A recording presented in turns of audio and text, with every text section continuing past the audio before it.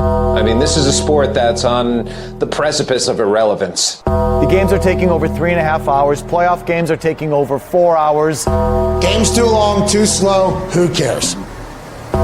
This is a situation where baseball's in trouble to begin with. I hate to break it to you, baseball's dead. Baseball is dead. Rest in peace. Wow, it's a Monday, right? Today's Monday? This whole fucking day is going to be Monday. Whole day's Monday. Wow, this is exciting times. We're officially in the second half of the Major League Baseball season. Yeah, I don't want to get ahead of myself here. I don't want to do it. I don't want to say it. I'm kind of already looking forward to the postseason streams. I was talking to Jose about it and trying to like mentally prepare him for the grind, because these streams, like you just kind of like wake up and you're on camera, and then you go to bed and then you wake up and you're on camera. The streams are long, but boy, do we catch some very fun moments for the postseason. We've got some second half baseball to play. We've got some standings that have been they've been moving around.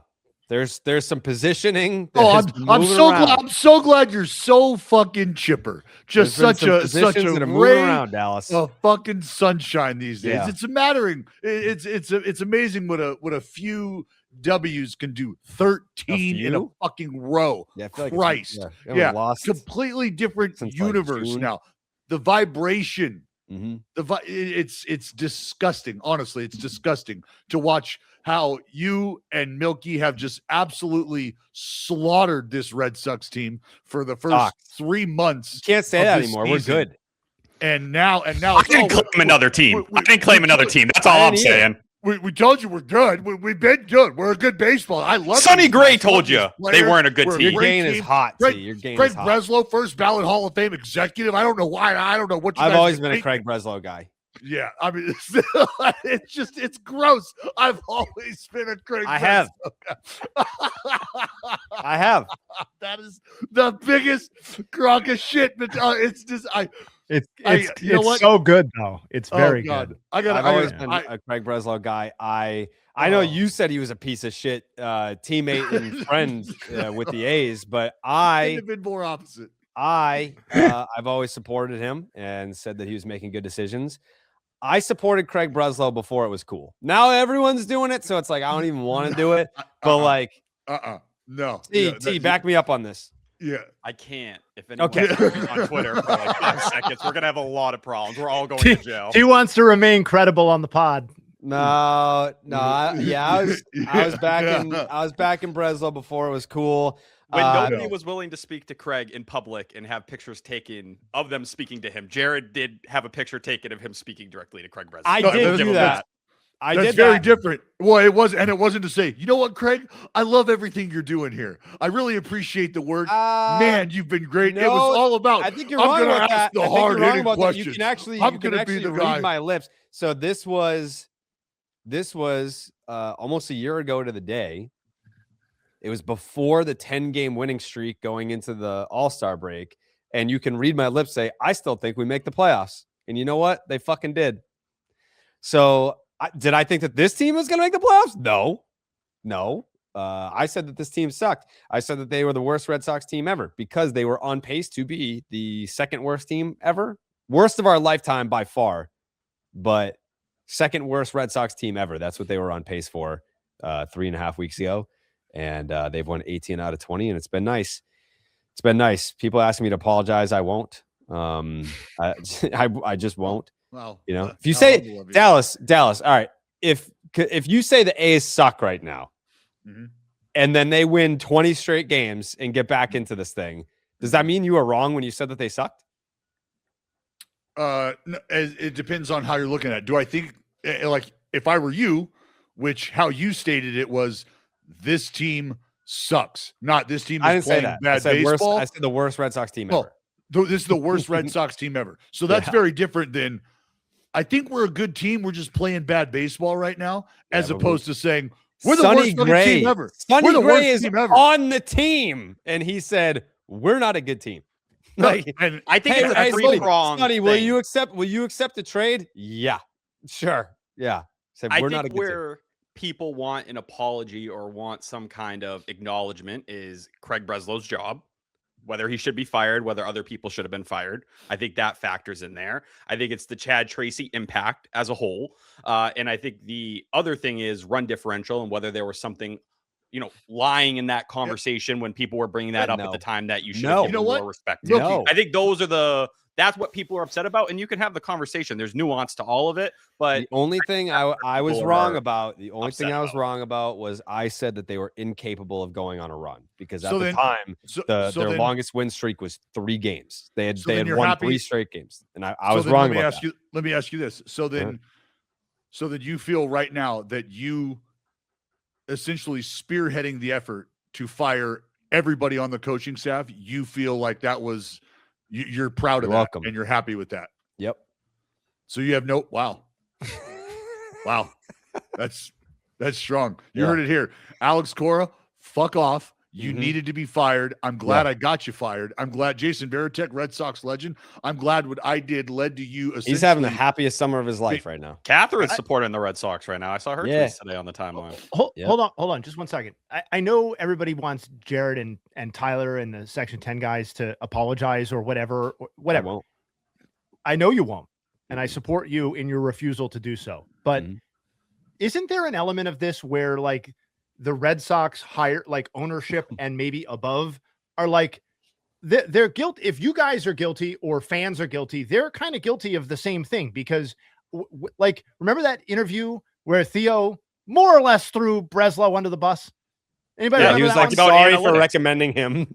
Yeah, he was like, I think we've gone too far. Right? That was the Boston Globe article, and then he did a podcast talking about scouting not being valued enough, which the Red Sox and Cubs are the 2 organizations that have cut more scouts than anybody in the game. Correct. And the whispers about Craig Breslow's job security, do we think those didn't emanate from the Red Sox, from ownership level, from high up? Like to the extent that they were true or not, whatever they were or not true, it feels like something that would start with the team. It kind of has to. Yeah. And so like I guess my point is like, it's not that serious, but like, I do feel like you can't hold fans and commentators and analysts accountable for being down on a team when they're 13, 14 games below 500. If the ownership of the same team, the people who run that organization and represent it were issuing similar sentiments about the team and the direction of the team. The players were doing that, including the players like Sonny Gray, like you said. Yeah. I think even Trevor Story had a quote being like, personally, I am shocked that we're this bad. Like they, I don't know, but for whatever, people are on my dick, they can hop off. So I'm not sorry. I'm happy that the Red Sox are playing well. I deserve it. We deserve it. I feel bad for fans of teams like the A's. No, I do. I feel bad for teams like, the A's that they'll probably never see even like 10 games under 500 at this point. No, we're close. We're close to that. We're close to being 10 under 500. It's okay. Dallas is going to see some of his outfielders go to good teams, 5 away. And then you can watch them play winning baseball, right, Dallas? Maybe. The winning streak might still be going Shea by the time Dallas gets to. Oh yeah, give us Shea Langeliers. What do you think? No. Well, I think I think it's going to happen now. No. I think your sourpuss attitude is going to force the A's hand to trade Shea Langeliers. No, that's not happening. Do you think he'd be good at Fenway, Dallas? I will. I'm telling you right now, I will never speak to any of you ever again. Will you move to Boston? What if all right, Dallas, put it this way. A Red Sox. Dallas, put it this way. No. The A's trade Shea Langeliers to the Red Sox. Mm-hmm. And Nesson is like, hey, Dallas, we'd love to have you.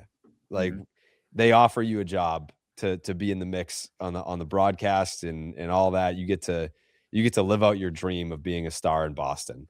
You saying yes to that? Live out my dream to be a star. That's quite a layer. No, I probably burned Nesson down. I'm gonna be honest. I burned Nesson down. I don't allow you guys to consume Red Sox baseball at that time. If Shea Langeliers ends up there, I do everything I can to prevent that.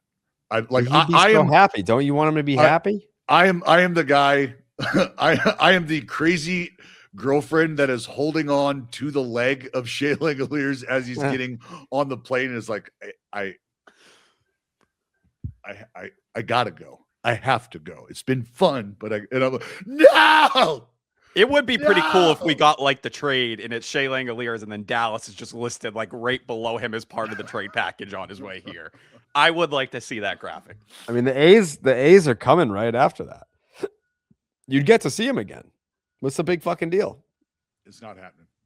It's not happening. My sources are telling me it's imminent. So Please don't aggregate that. yeah. Yeah. Anyways, shout out to our presenting sponsor, Kalshi. On Kalshi, you're trading against peers in a live market, meaning that there's no house. And as the probability changes, you can buy in and out of your position for a limited time. Download the Kalshi app and use the promo code BID to get $10 when you trade 10. That's Kalshi, Kalshi. Trade on anything. And there's a market that we wanted to take a look at this morning, Jay. Oh yeah, it's well, we randomly selected 2 AL teams. I think is the best way to put it, right? Sure. And we were going to look at their postseason odds. Yeah. And it's relevant for the conversation you were kind of just hinting at with Shea Langeliers and where he may or may not end up. Boston. It's the Red Sox and the A's. Wow. And the A's too. Yep. So right now you see that the Kalshi market share here has a 60% mark on the Red Sox and a scant 3%. 3%. Yeah. Okay. Sorry. 3%. I had to squint in there to see. It's not zero, Jay, right? No, it's not. It is not zero. There are some teams that have zero. The A's aren't one of them. But as you can see, if you wanted to rewind and pull up that chart, if you were so inclined, you can see there was a point where these two passed. They were like ships passing in the night. And they've just continued to head in opposite directions. But yeah, I would have some level of mental health related concern if Shea Langeliers was traded to the Red Sox. Yeah, that would not for me, for Dallas, just to be clear. That would be a tough scene, honestly. I wouldn't. It would be such a worst enemy. It would be like a movie plot script where the A's started out kind of semi-promising and Bangeliers is doing his thing. And it's like, is he the MVP and stuff like that? And then the the Red Sox making fun of you guys. We're making fun of you guys, and don't the Red Sox suck? And Red sucks, and all that sort of stuff. And right. Because then you kind of have to season and you'd have to root for the Red Sox in the playoffs. Then at that point, right, Dallas? No, like Bangeliers. What do you mean? You don't want Shea Langeliers to succeed? I can. What if Shea Langeliers hit a walk-off home run to win the World Series for the Red Sox? Yeah, then what? I'd be happy. Would you text him and say congratulations? Yes. What if Shea Langeliers won the World Series with the Red Sox and said, "You know what, Dallas? I have 5 spots on the duck boat for friends and family. I want to give one to you. Are you flying out to Boston?" I'm not. For the parade? Why? Why? That's not fucking. Why? Absolutely not. Why not? Absolutely not. I'll FaceTime me. Give me one of these. Woo! Look at them all. But he's like, what if you getting on the duck boat prevented Jared from getting on? Yeah, maybe. What if me and Shea hit it off, and he's like, I got 1 spot left, DB. Obviously, I prefer you to have it, but if you don't take it, I'm gonna give it to Jared because we really connected after the trade. Then I wear the Stomper elephant mask that we use to celebrate home runs, which we haven't seen that a lot. And I will wear that mask on the duck boat. It's like a coward. No, I'm there. I'm telling you I'm there. I'm telling you it's me in the mask. But you're not gonna have be your only chance to experience a World Series parade as Dallas Braden. You want to be like a gimp. That's not true. It's not true. There's plenty of road, plenty of runway. Sure, he's got another 20. Dallas, yeah, maybe. What of life? 20, yeah, on Earth. Give or take. Yeah, but you got to figure all that gear he's on, like that takes off a few years. I feel like if I tried to kill Dallas, though, he'd probably murk me pretty quickly. Yeah, he trains jujitsu, so he could pretzel your ass. But I'm just saying, like, he's on, you name it, he's on it. Like, you go back and watch those like late '90s home run derbies, and he's got the buffet like in his ass right now. Yeah, that's exactly what's going on. Yeah, That's a quote card. yeah, Got that buffet in his ass. he's got it. Yep. Anyway, speaking of the late '90s, Greg Maddux gonna be interviewing Greg Maddux today.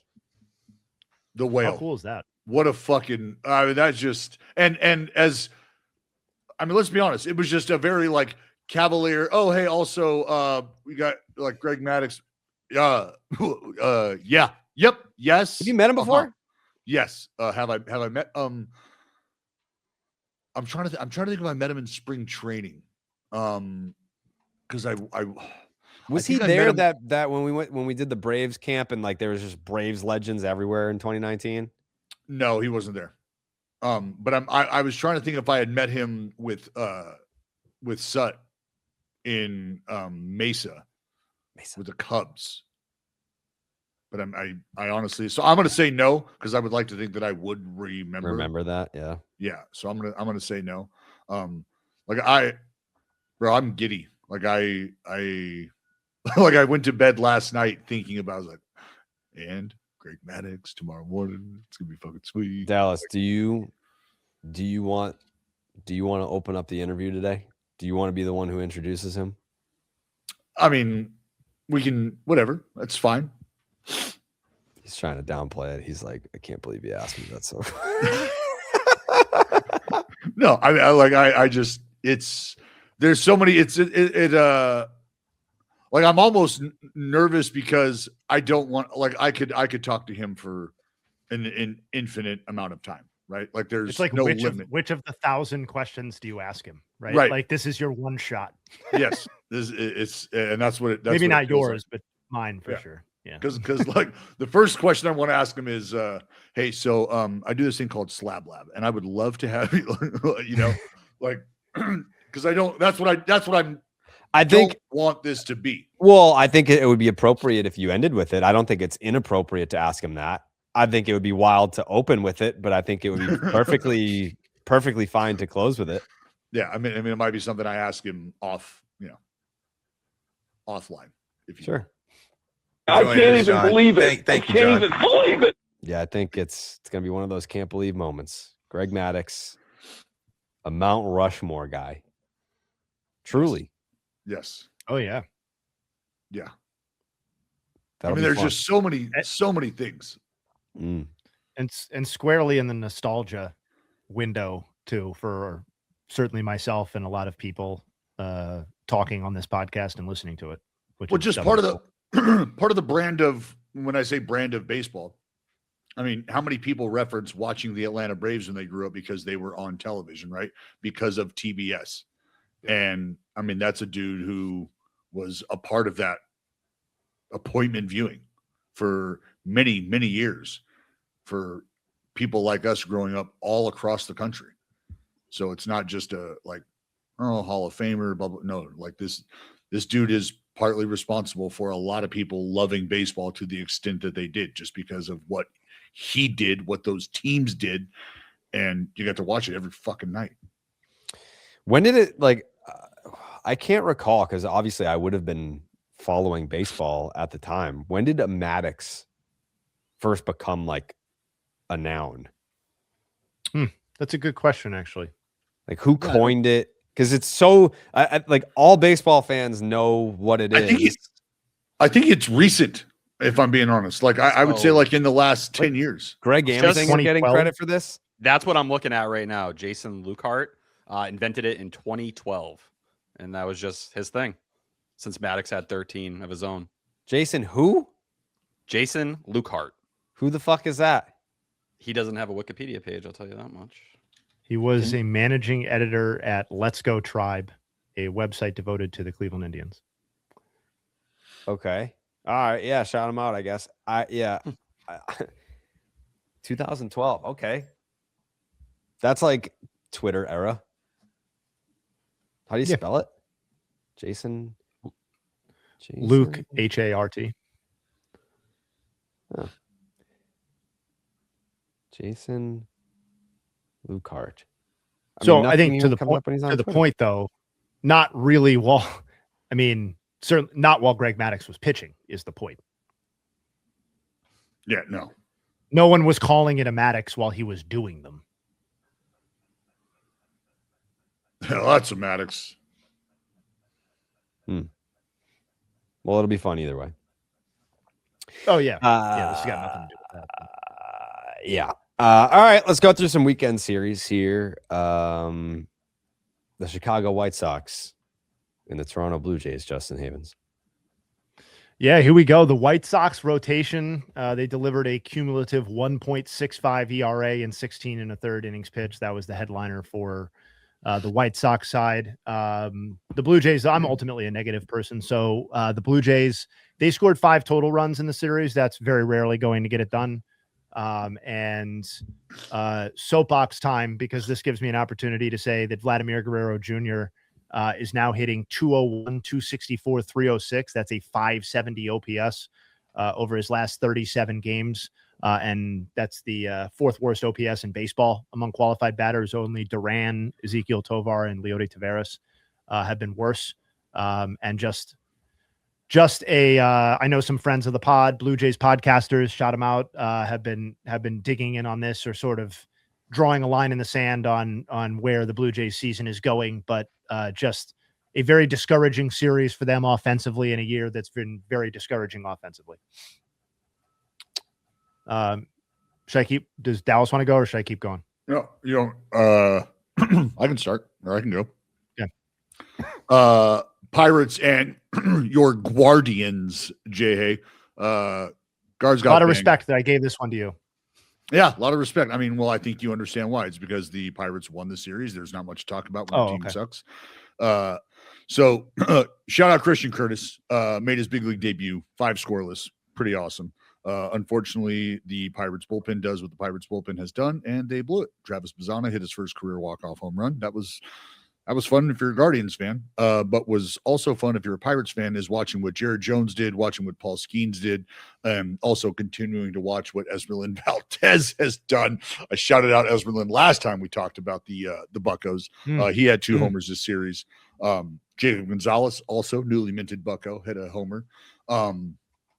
But yeah, I think just the takeaway from this series was watching Jared Jones continue to polish up, and watching Paul Skeens get back to the expectation type performance when he takes the mound. Right, he was good, 7 innings, one earned, I think, 8 punch outs.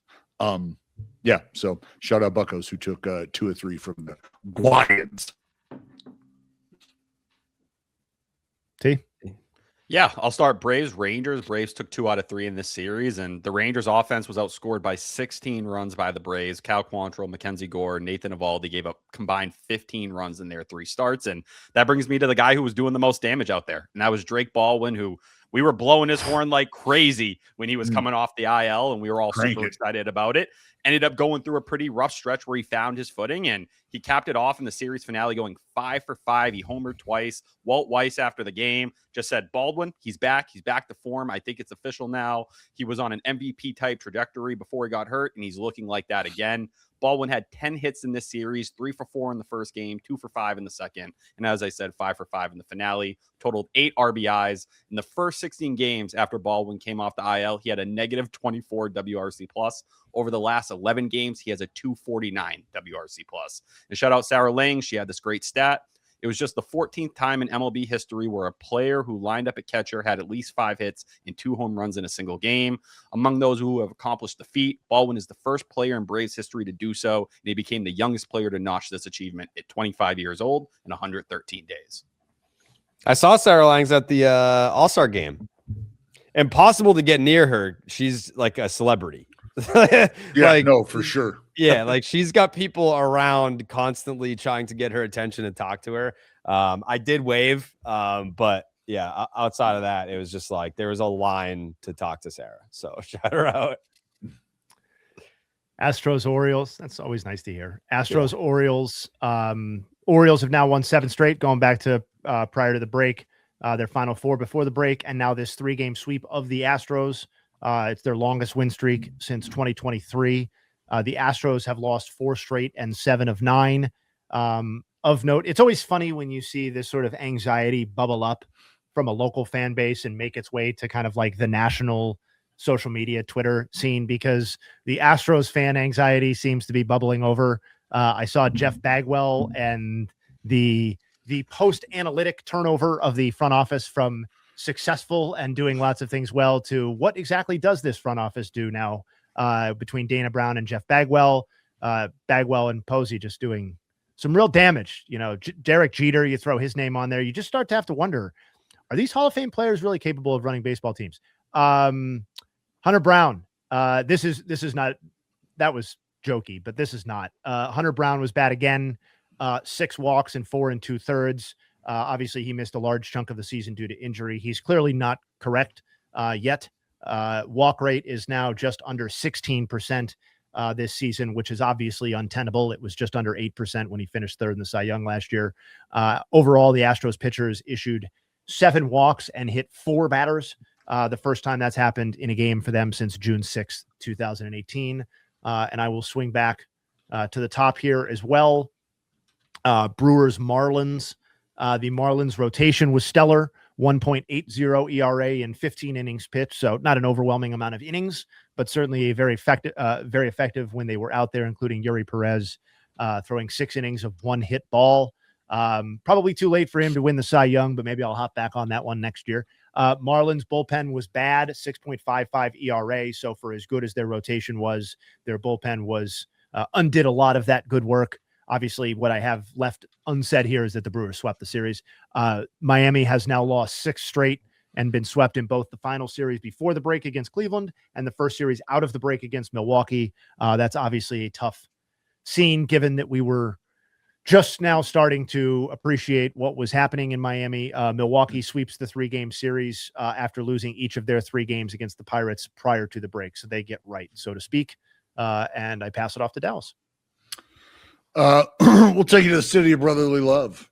Phillies, Mets. Mets take 2 of 3.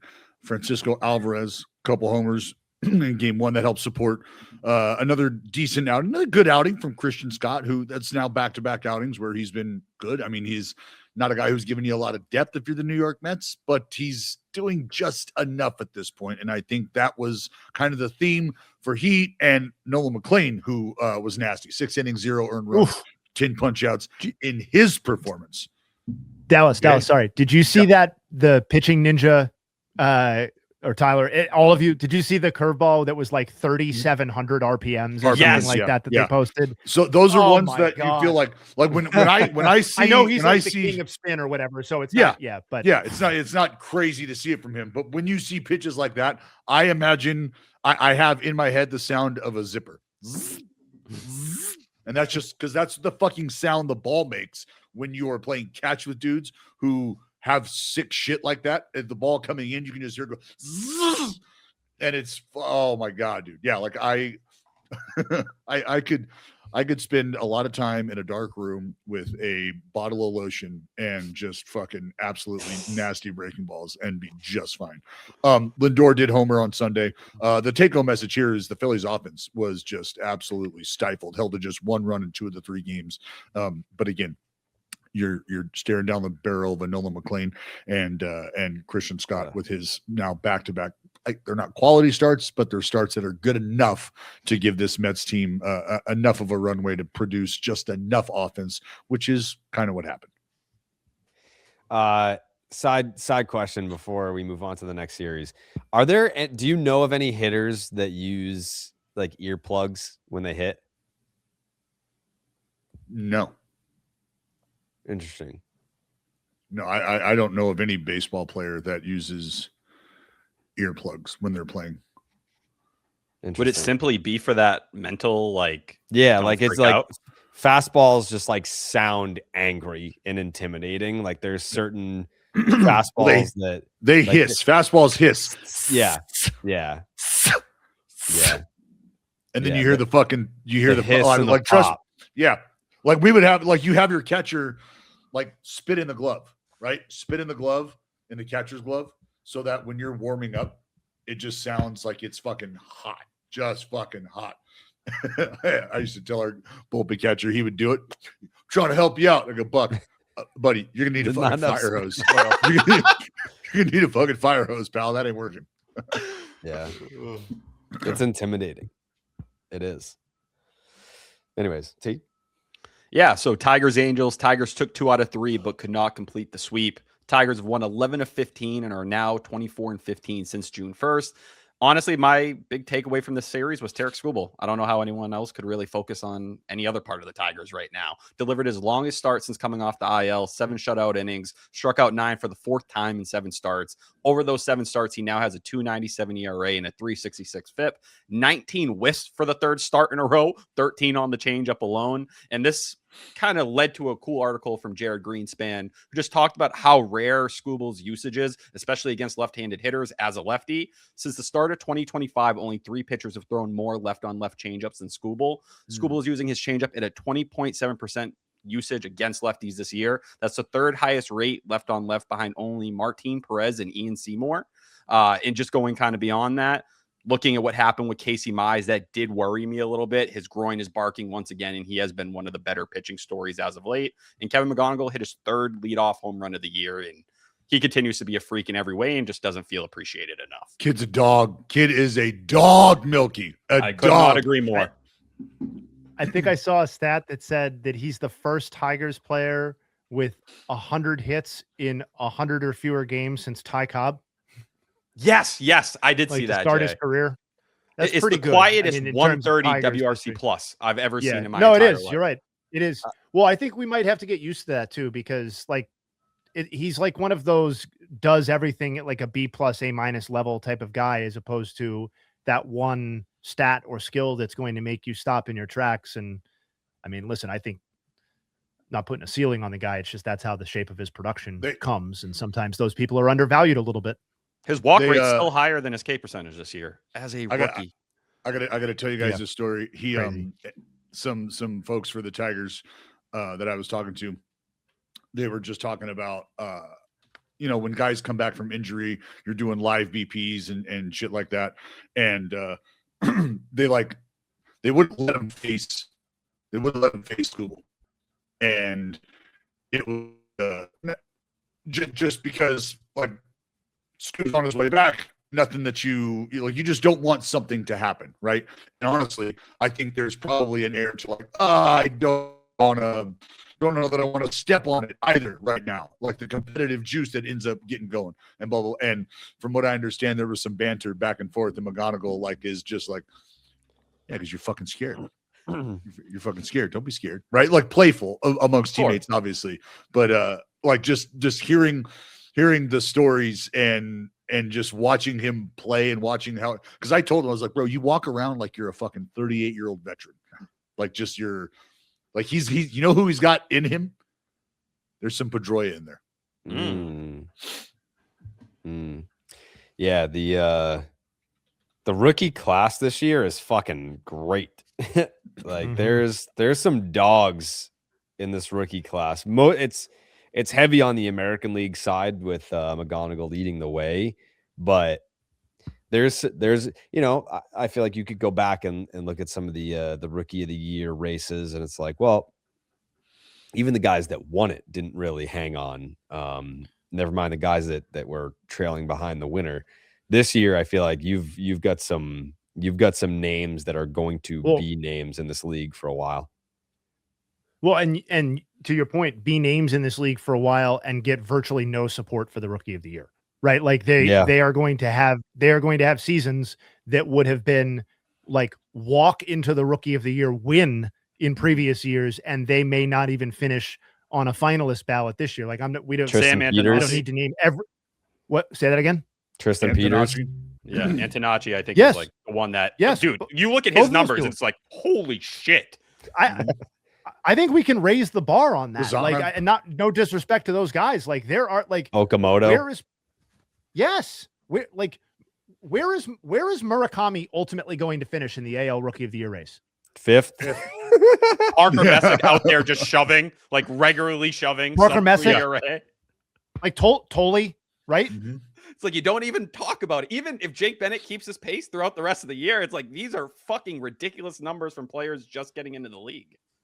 Yeah. Well, I just saw, and I mean, I'll touch on it. Well, actually, I don't know. I think I don't have any more series left to talk about. Sorry. Sorry. What? Yep. Yeah. Oh, no. For me to talk about. Yep. Sorry. Oh, don't. Oh, is there an well, A it's not. series It's that not you on missed? you yet. Anyway, we're gonna circle back to you, and then we'll get to A's Nats. So don't try and bury that. I got you. I see the list right here. No shame in losing Twins, to the Nats. Cubs, Twins. Man, it's a shame what happened to the Twins starting rotation. Shout out to all my Twins fans on Twitter. Their starting rotation, epic disaster, 10.13 ERA in this series. That was no fault of Bailey Ober, really. It was the fault of Taj Bradley and Zebby Matthews, however, who combined to allow 15 runs in 8 innings pitched. That's not going to get it done. And on the flip side, though, it wasn't a sweep. It was a 2 of 3 situation for Chicago. But don't look now. Former Red Sox great and current Cub Alex Bregman, he may be finding his stroke, folks. He has 3 homers over his last 5 games. He had, including one on Sunday, he had a total of 7 homers through his first 92 games this season. Flipping back to the top now, Reds, Rockies.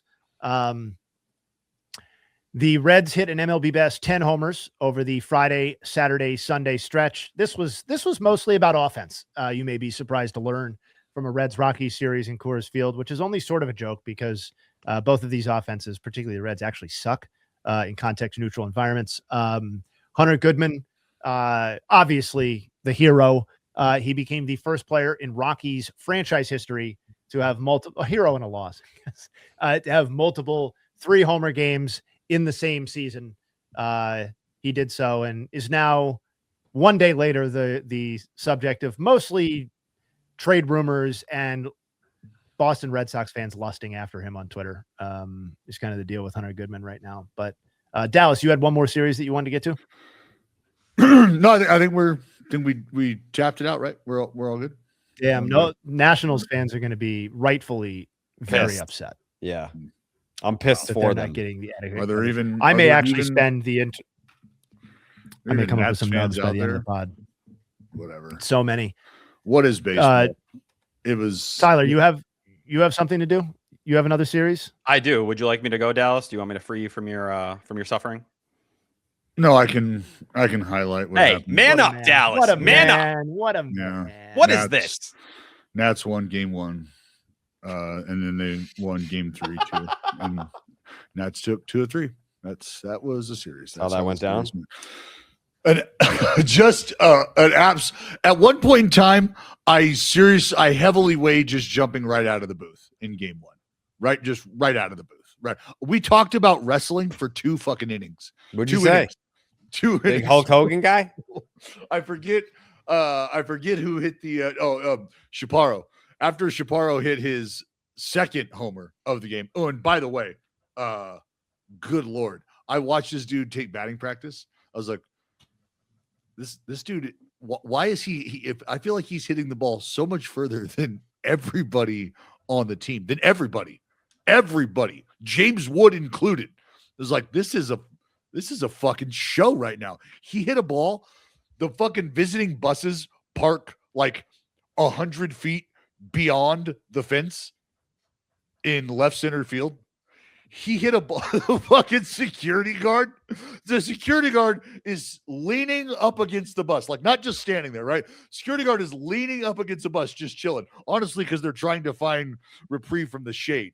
So the security guard is leaning up against the bus in the fucking shade, and this ball, I shit you not, hits 2 feet to the left of the fucking security guard and bounces over the bus. And he hit it, and I'm fucking watching it, and I'm yelling at everybody in the booth. I go, hey, oh! And they're like, what are you fucking... And then the security guard, you can see he's like looking around like, what the fuck happened? What was that? Because you just don't expect a baseball to go that fucking far, and you're not expecting to get smoked by a ball when you're 100 feet beyond the fucking wall out there. So then he hits his second one of the night. and it was an absolute fucking rod. And I think that made it like fucking 15 to whatever it was, 18 to whatever it was. And Chris, called the homer or whatever. I'm not kidding you. 20 seconds, maybe 30 seconds of just fucking silence. Pitch gets thrown, and then I just go. So, Chris, would you be like a mask guy? Would you be like a makeup guy? Like, would you wear a cape? Like let's talk wrestling. Like I had a picture of the fabulous Moolah showed on the broadcast because we just started we took our whole broadcast team and we're like, well, who would you be? Who would you be? What kind of wrestler? And yeah, it was quite the ball game. It was an absolute pound. It was quite the ball game. 23-4. But honestly, the takeaway message from the series was runners in scoring position, because the Nats were 13 for 17. 13 for 17 with runners in scoring position in that game one. Again, 23-4. Game two, the A's were 6 for 13 with runners in scoring position. So after a night where you get absolutely fucking just blistered, you flip the script. A's won 15-1, and shout out JT again, because for the second time this season, he took a no-hitter into the 7th inning or later, did eventually give up the hit, and that was it. But he threw the ball very, very well. Jacob Wilson led the game off, first pitch homer. It was just a lot of fun, that second game, after getting fucking pounded the way we did the night before. And then game 3, just to put a bow on the series wrap up here, we talk about the rookie of the year race. Shout out Foster Griffin. The fucking slanging lefty. This dude, now 4 of his last 5 outings have been 7 innings or more. You look at his last 8 outings in totality, 1.25 ERA, 50 1/3 innings, 46 punch-outs, just 6 walks. And the opponent's hitting .204. He's done a fantastic job of limiting damage. But yeah, he was nasty, and that was really the story. That was really the story of the series, was runners in scoring position, because even in that game, the final game that the Nats won, oddly enough, 1 for 12 with runners in scoring position, but still able to get the big hit when they needed it. Way to be a big man, Dallas. Thank you. Proud of you. Oh, just fucking awful. Just awful. Awful, fucking awful. It'd be fantastic if we could just not give up 20 spots, Asking a lot. That'd be great. I know, dude. It's like, if you could just excise all the 20-run games and all of the 15-game losing streaks, you guys would be fucking. Here's the thing, Jay, and I'm going to need a minute here. Oh, what fucking sucks is last year we went through the stretch that we did a month earlier where we couldn't win a fucking game for 3 fucking weeks, right? If you take that out, fucking 19 out of fucking 20, it just awful. And that's what I said. Said, hey, you know what? If you don't go on this kind of run here, yeah, there's a solid chance we look a little better. Well, the problem is that just happened again, basically, but it happened a month later down the road. It happened a month later. So what does that mean? That means obviously it means you don't have as much time to make up for what has just happened. And it's now 2 years in a row where you have just in a matter of 3 weeks, you have completely turned your season upside down. Next Dallas, year you can have it happen after the trade deadline. Yeah. If I were to ask you, Dallas, how many I'm gonna fucking times choke this shit season have the A's allowed 10 or more runs in a game? What would you say? I think a game or an inning. 10 or more runs. I know the answer. 9. 10. 10. Yeah. Yeah. Damn, that sucks. Yep. Let's see. 10 runs twice, 11 runs twice, 12 runs twice, 13 runs twice, 14 runs twice, 1 run game, and then twice you've allowed 23 runs in one game. Yeah, but see, you take out take out the week in Vegas, and some of those, those numbers look different. Sure. Definitely. Yeah, I agree, man. They do look Am I different. wrong? Am I wrong? No. All right. No, you're spitting right now. The A's have allowed 23 or more runs 2 times. The rest of baseball have allowed 1 such game combined. All 29 other teams. Got it. Time. The whole league, you say? Yeah. The whole league. How about a run, Nug? I know you were just dying for that one, weren't you? In fact, like honestly, if you want me to dig a little bit deeper, I mean, I probably could. There's probably more. We talked about the podcast. I think there's been 35, maybe 36 innings where we've allowed 6 runs or more. Damn. Would you believe that the Athletics are only the 3rd team in MLB history to have multiple games where they've allowed 23 or more runs in the same season, and they are the first team since, fittingly, the 1923 Boston Red Sox. Huh. Wow. 1923 Boston Red Sox, 2026 A's, and the 1901 Cincinnati Reds. Anyway, can wrap up the season series here. Or T, did you go? No, I did not. I yeah, wanted to make sure. No, Dallas had the you're floor. up. Yeah. Thank you. Yeah. The Mariners took 2 out of 3 from the Giants, and the Mariners are back to 500 for the first time in about 2 weeks. Excuse me? You okay, Dallas? Yeah, fucking great. Just making sure. They dropped the first game, and it kind of looked like things were going even more downhill than they already had been. I believe they got shut out 7-0. And then Cole Young, I thought, hit a homer that felt like one of those turning points in an entire season. Going into the 7th inning, they're down 3 runs.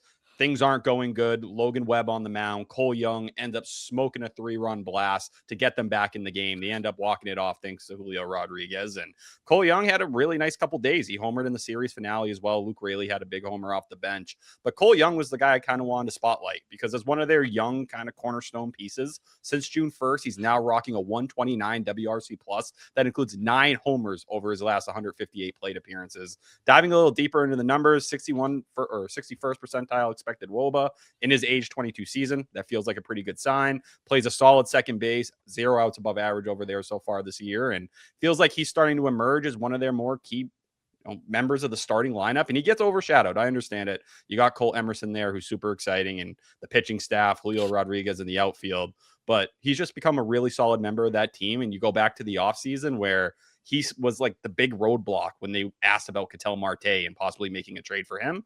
Looks like it might end up working out pretty well for the Mariners. So shout out Cole Young. Shout him out. As we're discussing these weekend series, I noticed that Mookie Betts just dropped his new podcast episode. You see it? Don't tell me. I know who it's with. I don't even have to ask. It's Cora? Nope. Oh, okay. No, it's an interesting title. So the guest is Cam Schlittler.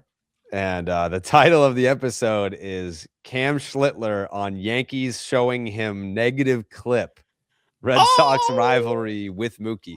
So I don't know what gets discussed here. Obviously it just came out 15 minutes ago. I'm seeing what a fascinating conversation that I can't wait to watch. I'll play you. They posted like a teaser, so I'm hearing this for the first time. I've heard that the staff, they like to show you negative things said about you. Is that true? There was a whole thing that I hadn't even talked about it with any media since, but here's the place. I know. Right? Article. Man, I've always said I love that Mookie Betts podcast, so I'm gonna tune in just as a fan of the show, as a fan of Mookie. I just want to see what they're talking about. It's an interesting combo. You haven't spoken since the article came out. Was there anything in there that surprised you? You mentioned it last reporting that you had a conversation about like the article and doing all that, but you didn't actually read it yet. Yeah, the only thing I was surprised about, like, there's nothing in there where I was like, damn, like that was misrepresented, or like I wish that wasn't in there.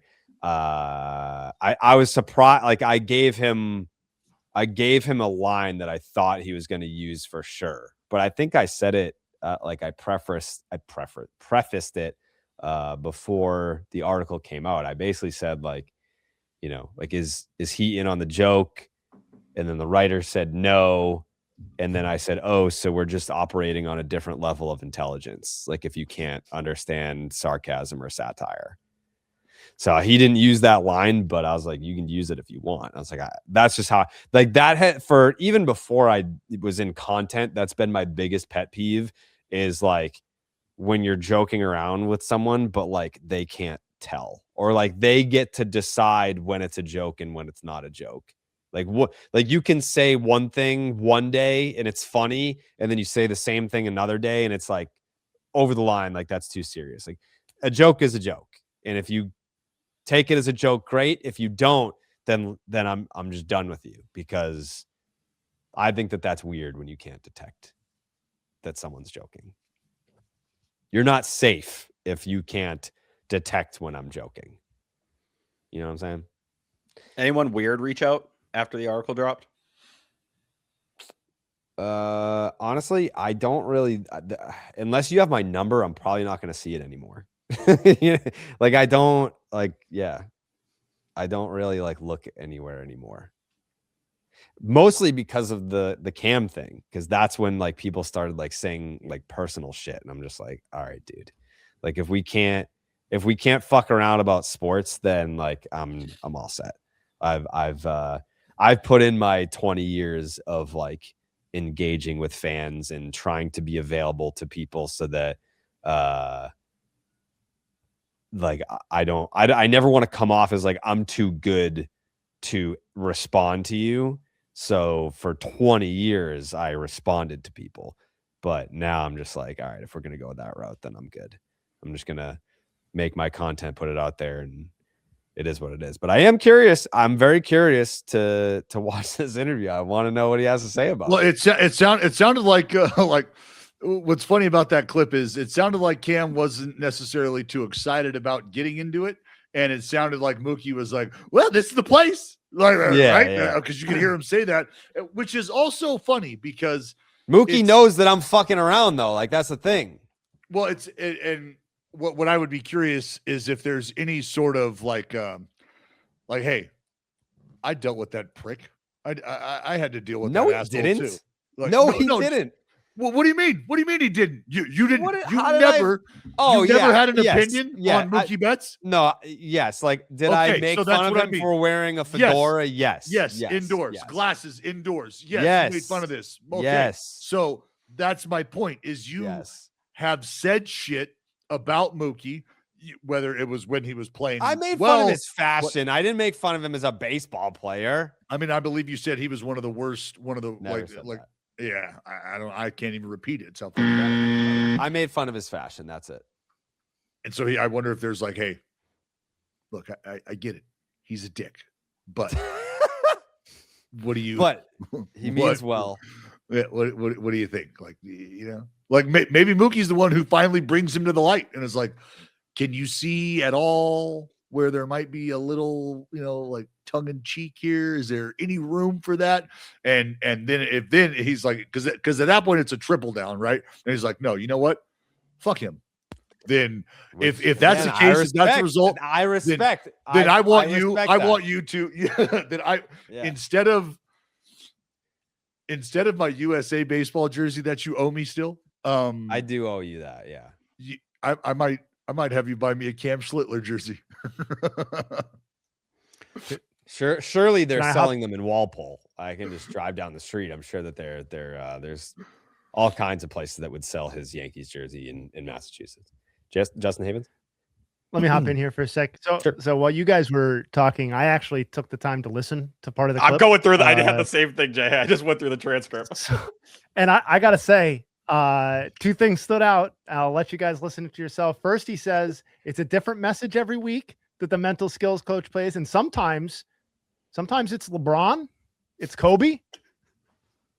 Sometimes it's baseball is dead, it turns out. So he said sometimes it's LeBron, sometimes it's Kobe, sometimes it's Scotty Scheffler. This week, turns out baseball is dead. Did he goes on to say, however, he doesn't say the name of the show, or he does? He made sure to let us know, to let the audience know he didn't know the podcast, doesn't know the person. Okay. And Chad Bowling doesn't know the person or the podcast either. Okay. And he made sure to say that. And he made sure to say that, yeah, it was just like something. It was like whatever. It was like whatever. No specific names, nothing specific attached. It is. So he's a pathological liar then. No, he well, because he doesn't know you, because he doesn't give a shit about you. He was following me. I don't believe for 1 second. I don't believe for 1 second that he didn't know what he was watching. No fucking chance. Camp Schlittler. Putting that aside, he's a focused competitor. Jay, why the fuck would he care? What? No, putting that aside. Well, what my takeaway from having listened to that timestamp of the clip is that it's LeBron James, it's Kobe Bryant, it's Scotty Scheffler, and it's fucking baseball is dead, dude. Yeah. Yeah. What a fucking weirdo to lie about that.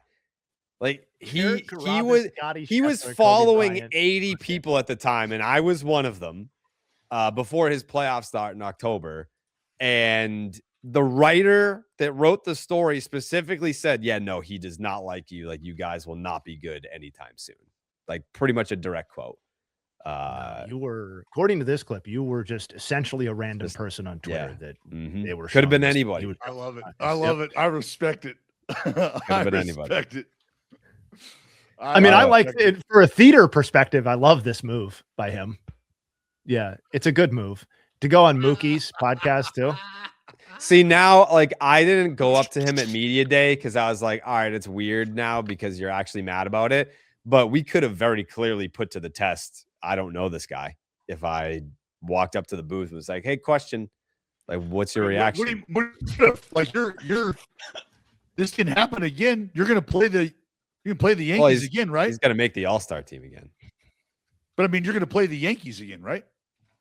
I mean, pitchers his are first not... place quote right now. You want to talk about some bulletin board material that's going to get very loud. That is the one. It's what, not even 10 days old at this point? It's that would be so good. It's not even a week old. That came out midweek last week, right? I think so. Yeah. When do the Yankees come to Fenway again?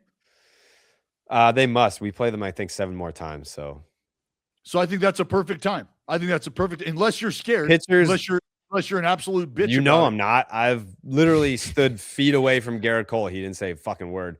Okay, well then I think we got to, like you said, we got to put that to the test. You know where to stand. You could be out there if he's there for 3 days. At some point, different. He's going it's to be different for pitchers. Yeah, it's different for pitchers. Like, they're not usually like out and about by the dugout, and I can't go out to the bullpens. But yeah, I can go. No, you can stand by the dugout. He's got to go into the dugout, and he's got to come out of the dugout. They don't come back to Fenway this year. They don't. They do not. We have 1 series left. It's the end of August. Well, we'll see him in the playoffs. We'll see him in the playoffs then. Yeah, we'll have home field advantage. Wrap up the series recaps. Yeah, sure. Oh, I thought we did. No, we got 2. I just want to make sure all the teams get covered. Padres, Royals. Padres scored 26 runs in the 3-game series against the Royals, but lost the series. Don't see that every day. Tatis went 6 for 14 with 2 homers, 2 steals, and 6 RBI. It's the 7th instance of the Padres franchise scoring 19. They scored 19 or more runs in a game. It's the 7th instance of that happening. All 7 instances have occurred on the road. D-backs, not necessarily surprising when you think about where they played, but all 7 is maybe a little bit surprising. D-backs, Cardinals. The D-backs have won 6 of their last 7 after that furious 7-run comeback on Sunday, tying the largest comeback in franchise history. That's for Arizona. And if you want some extra feel goods, you know who got the walk-off hit? It's Max Kepler. What a great story, man. Back from tragedy. Cardinals blew a 7-run lead for the first time since July 6th, 2010. Didn't Bazana hit a walk-off the other night? Yeah, his first walk-off. Yeah. Yep. I'm a fan. Yeah, that was the only game the Guardians won. Fuck off, dude. What's that? We already covered that series. Oh, sorry. I'm just glad you had I'm just glad you had the courage to cover that one, you know. Yeah. It's not always given with you, depending on how the outcome goes. Dallas, is that BL 101 that you're wearing right now? This filthy ass shirt? Yeah. Here it is. Baseball Lifestyle 101. Dallas is repping it. I'm repping it pretty much every single day. Jay's got a lid. Jay's repping the hat. T, you're probably repping a competitor. No, it's just the angle that I'm sitting at. I can't get into the frame the way I would like to.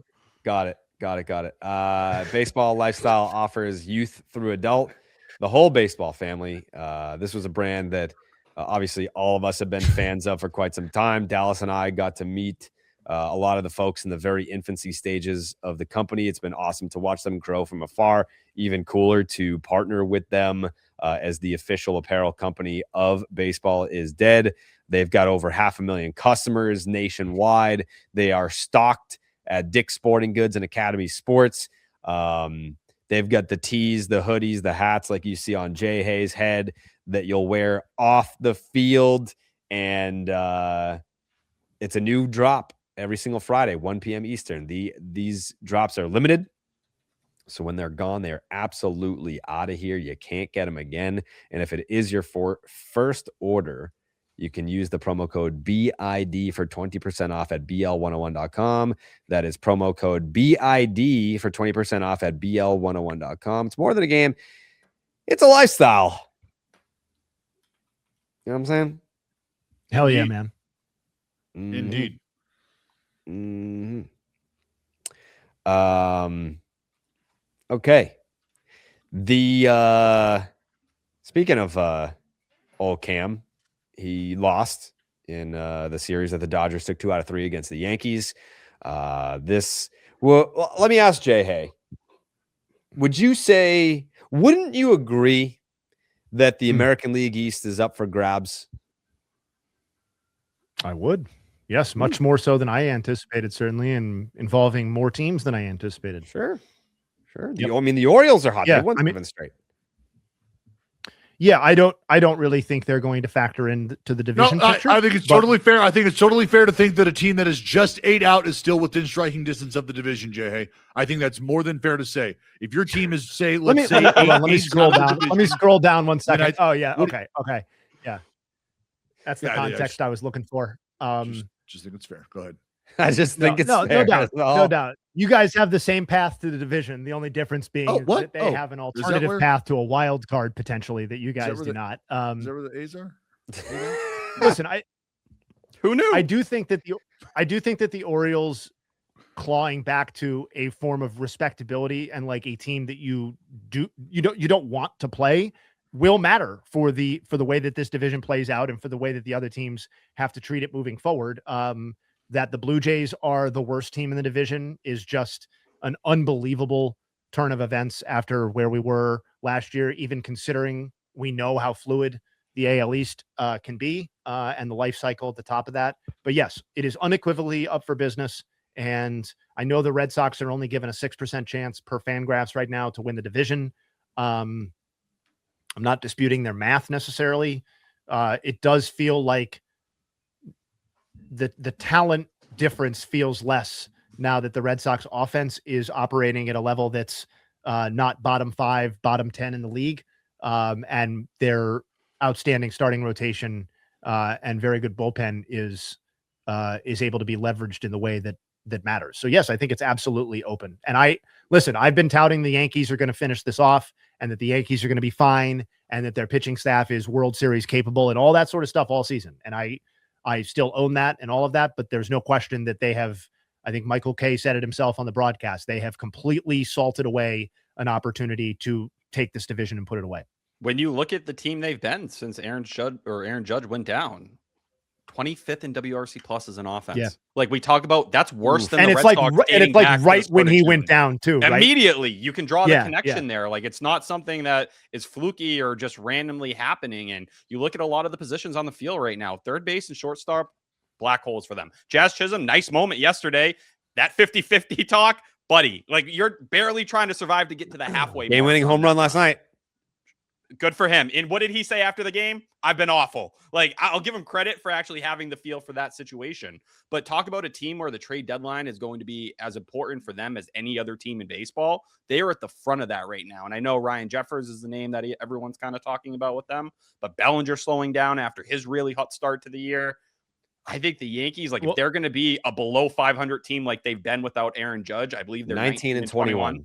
Yeah, that is exactly the recipe the Red Sox need. And with the Rays, I think everyone's had the same outlook on them that they've overperformed, whether you want to talk run differential. The Rays are 20 and 22 since Aaron Judge went down. The Red Sox are I don't- 25-15. It is I don't crazy to the think Rays- that. Go ahead, Jay. Go ahead. No, I was just going to say, I don't think the Rays are fundamentally different from. I think they're a little bit better than we expected. I think what's Who they happened are. is that the Yankees' upside has been completely shaved. It's right. It's collapsed. It's collapsed. And Correct. there's never been. That's I fuck, man. It's tough to remember a team that has lived and died with one player the way that the Yankees do. baseball. Every year.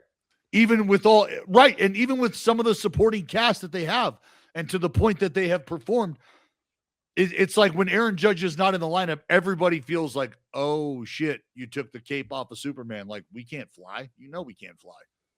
Well, that's the What tough do you- part. Paul Goldschmidt, like going back, unfortunately, father time catches up to everyone. He wasn't going to be the ridiculous bat he was those first couple weeks. And Stanton, how many times are you going to have a setback with your calf? Like at the end of the day, you can't depend on him. And when you look at Aaron Judge at this point, that update wasn't a good one. Oh yeah, there's healing, but we have no idea when baseball activities are going to start.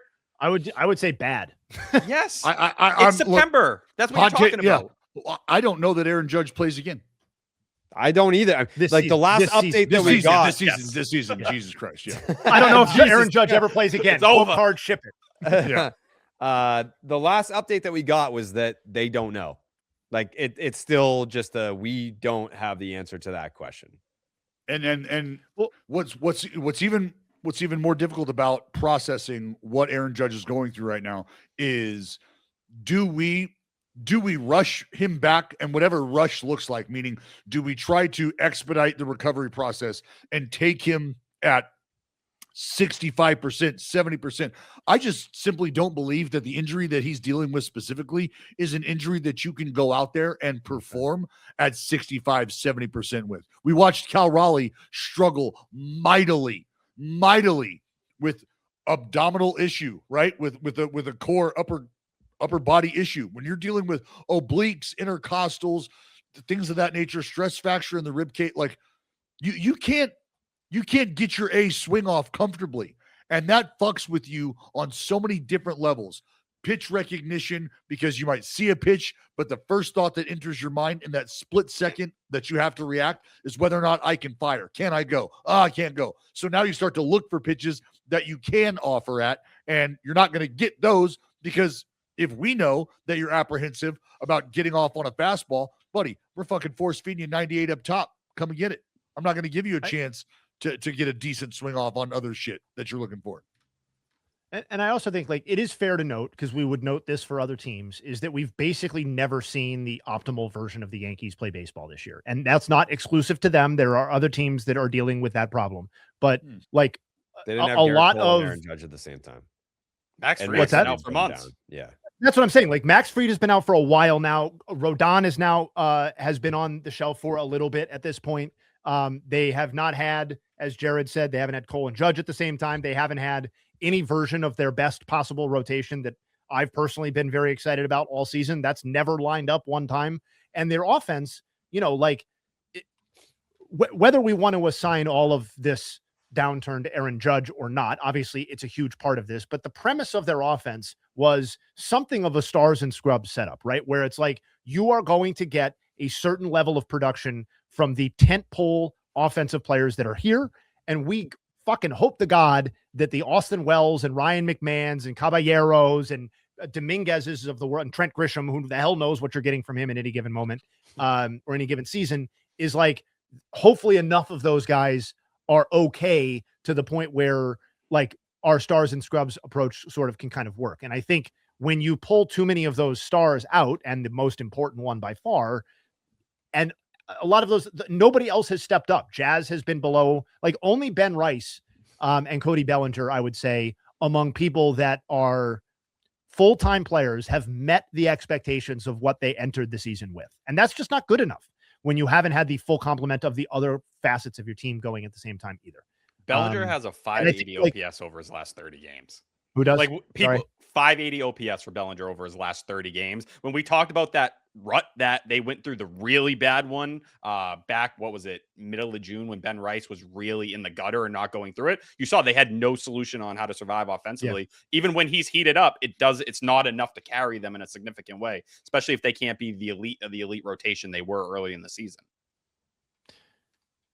I mean, I don't know. I haven't seen what the latest rumors are reporting as far as the Yankees' interest in various players. I feel like it's got to be an offensive player. Like So I was having this conversation on air.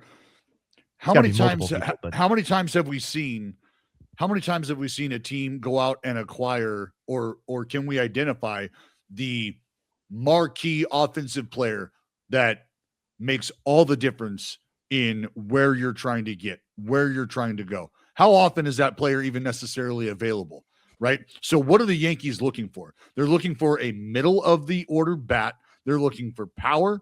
They're looking for somebody to be a catalyst for this offense. Where's that guy at? Who is that guy? And all three catchers we've mentioned this podcast should be at the front. Well, for them, yeah, and right? I agree that they could use that person if they can get him. Great.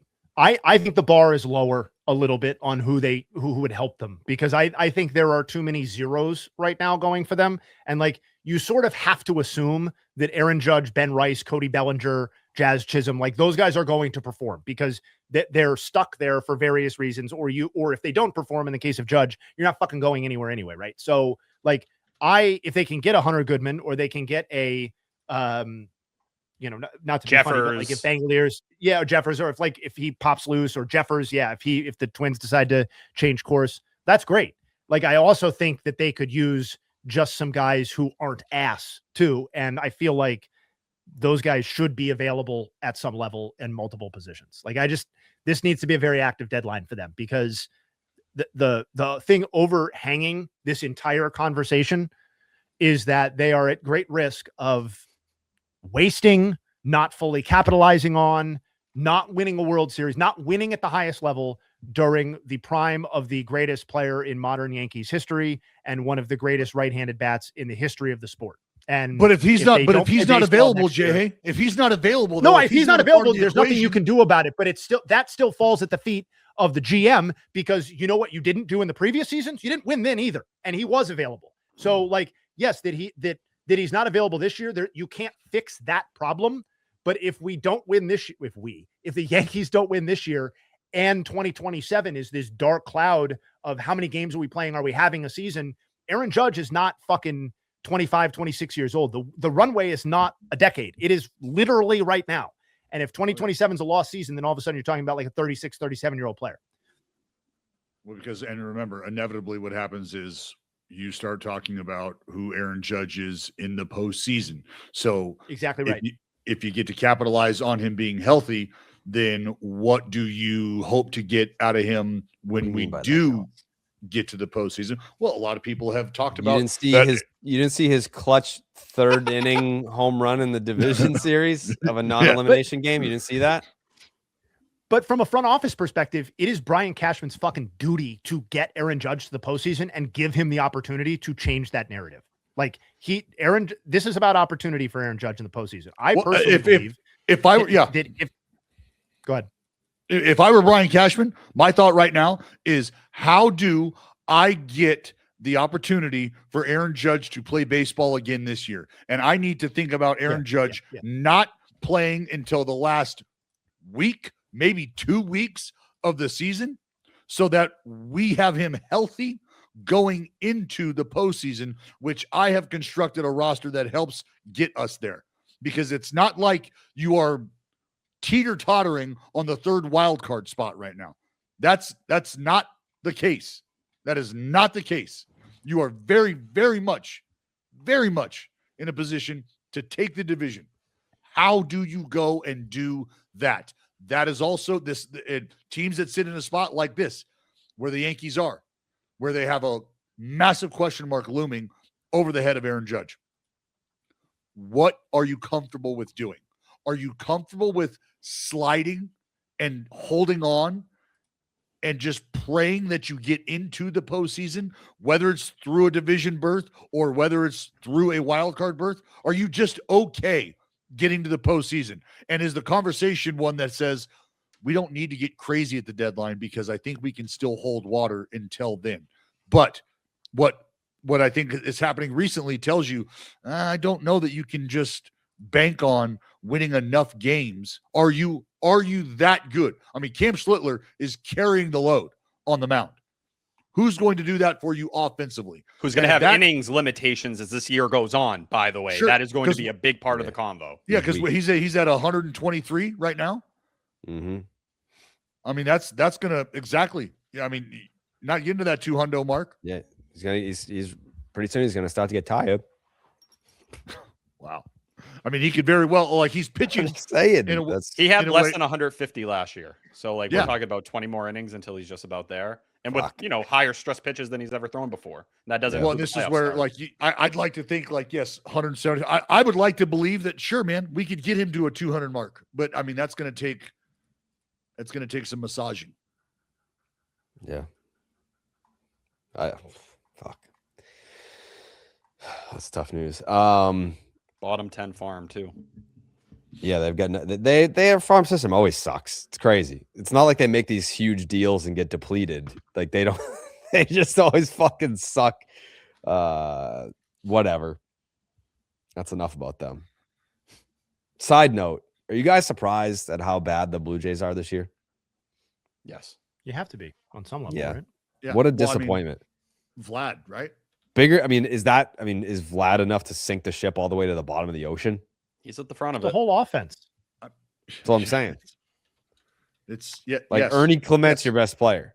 Yeah, we just got done having a conversation about how one player for the Yankees has made all of the difference. Why? Yeah, but they're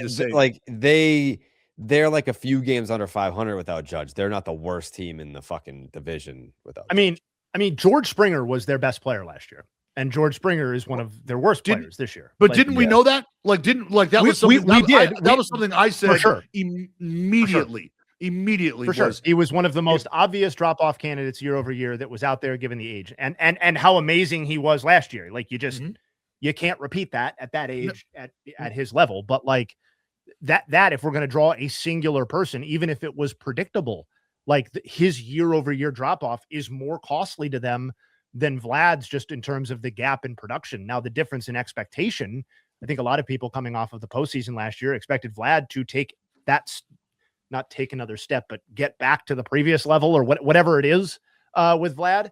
And, he's putting up obviously his worst full season campaign in a long time. And, we applaud these teams that spend and invest in the product. And I'm certainly not backtracking on that, but this is not a great data point for that.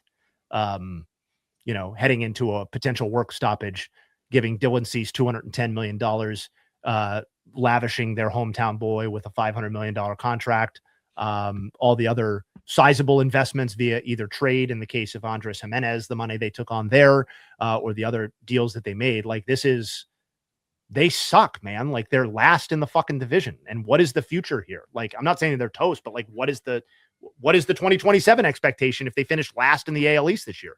That's the hard part when you look at what they did over the offseason. To nail Dylan Cease like they did, and Okamoto. Right, he's awesome. Who's been perfect. Like everything that we talked about, and he's a different player than people, I think, imagine. We didn't think but his value is there, level. right? 100%. He's playing an above average third base. You're getting the power stroke, which is, we see what's happened with Bo Bichette, but trying to replace that bat, they did a good enough job. That's why you have to sit there. Even with Alejandro Kirk missing such a big portion of the year, Brandon Valenzuela showed up, played fucking out of his mind for over a month, and was like a major piece for you. That's why for Vladdy, and with the contract he has, eventually accountability needs to fall on someone, and it starts with him, and it should start with him. Because it's one thing to be below, or, be a league average bat, or maybe you don't have the same power. To be a below average bat and you don't really offer value in any other way, it's unforgivable for the money you're getting paid. The Blue Jays have two guys in double-digit homers. Two. Also, that Taters contract really fucked them. Another shoulder surgery. Yeah. The what? Who? Sorry. Tony Taters. Oh, Santander. Oh, yeah. gosh. Yeah. I think they're hoping for August with him. That was the last update. No. It's just rinsed. Out. Yeah. That's money on fire at this point. Yeah. That's too bad, because it never even got off the ground. like it was never even yeah. Well, and let's not forget, punts, right? Like just from the pitching side. Like Yeah. for him not to be able to come out and Shout out Cody be able to- Ponce. He's probably listening right now. Yeah, for him to recovery's not be going able to well. perform. We love you. We miss you. Rehab's going good. Yeah. Rehab's going great. Mm-hmm. But like the Savage bump hasn't happened. Like a lot of people penciled him in for a big step forward. That certainly still promising, all of that sort of thing. But like it hasn't happened on paper yet. Yeah, Bieber is not a value add for them at this point, as much as we all love him on this podcast. And he once was great. He's just not great now. And that's kind of what matters for the Blue Jays. And so you have Cease and Gosman, and you have a wildly disappointing offense. And so like, what is that? That's a last place team. So when you lay it out like that, I think it makes sense. It's just like outside of George Springer specifically, I don't think most of these downturns were predictable to the degree that they are happening. And Vlad, obviously, as Dallas laid out to start this, is front and center at the top of that. And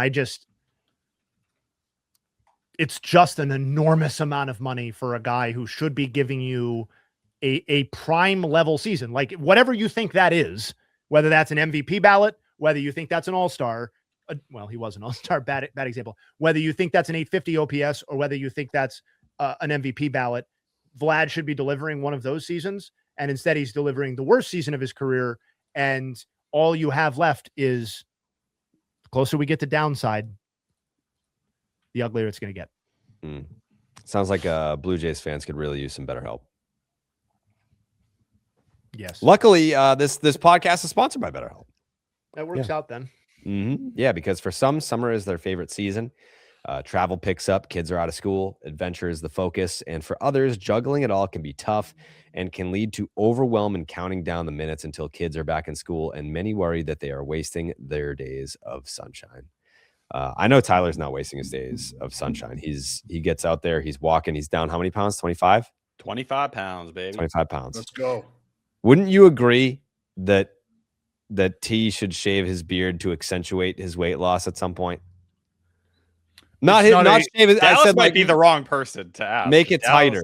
He's a length. Well, Dallas is trying to hide his weight gain. That's yeah. That's exactly what I was going to say. Was just knock it down.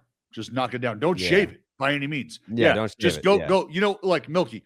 Do you have is there a beard trimmer? Like, is there a beard barber in your area? Yeah. I'm there every 3 weeks. Hold on. 3 weeks is a long time in between cuts. You think so? You pay for that look? Oh, whoa. Tyler, don't let them come at you like this. I go much longer than 3 weeks in between haircuts. Don't 3 weeks. I thought I had matured a little bit. I thought I was starting to 3 be an weeks adult. 3 weeks is very much adulting. Don't let them tell you otherwise. We're gonna revisit this in a second. With over 30,000 therapists, BetterHelp is the world's largest online therapy platform, having served over 6 million people globally. And it works with an average rating of 4.9 out of 5 for a live session based on over 1.7 million client reviews.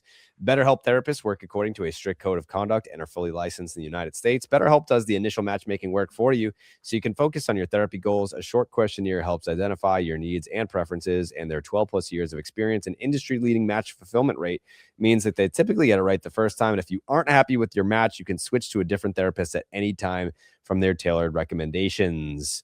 You do not have to say yes to everything this summer. Those are beautiful words. Find support in therapy. Sign up and get 10% off at betterhelp.com/baseball. That's BetterHelp, HELP.com/baseball.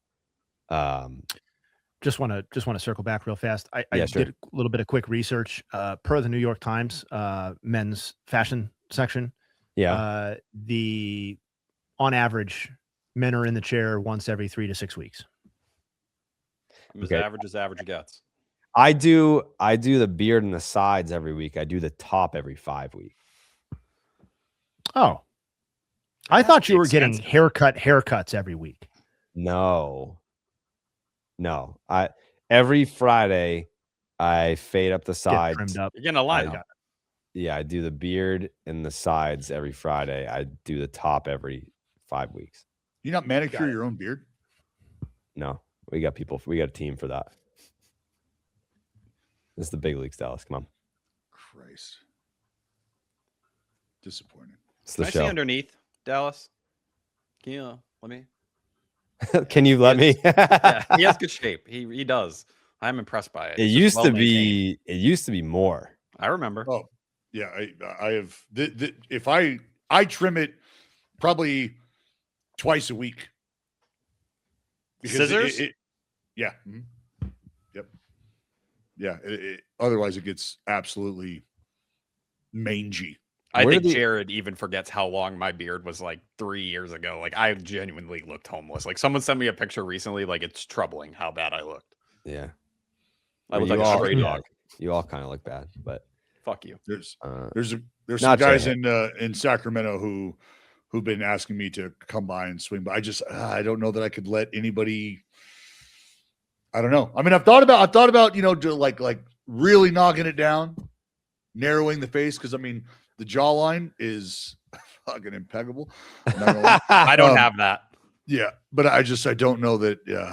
I just don't know that I can go that route.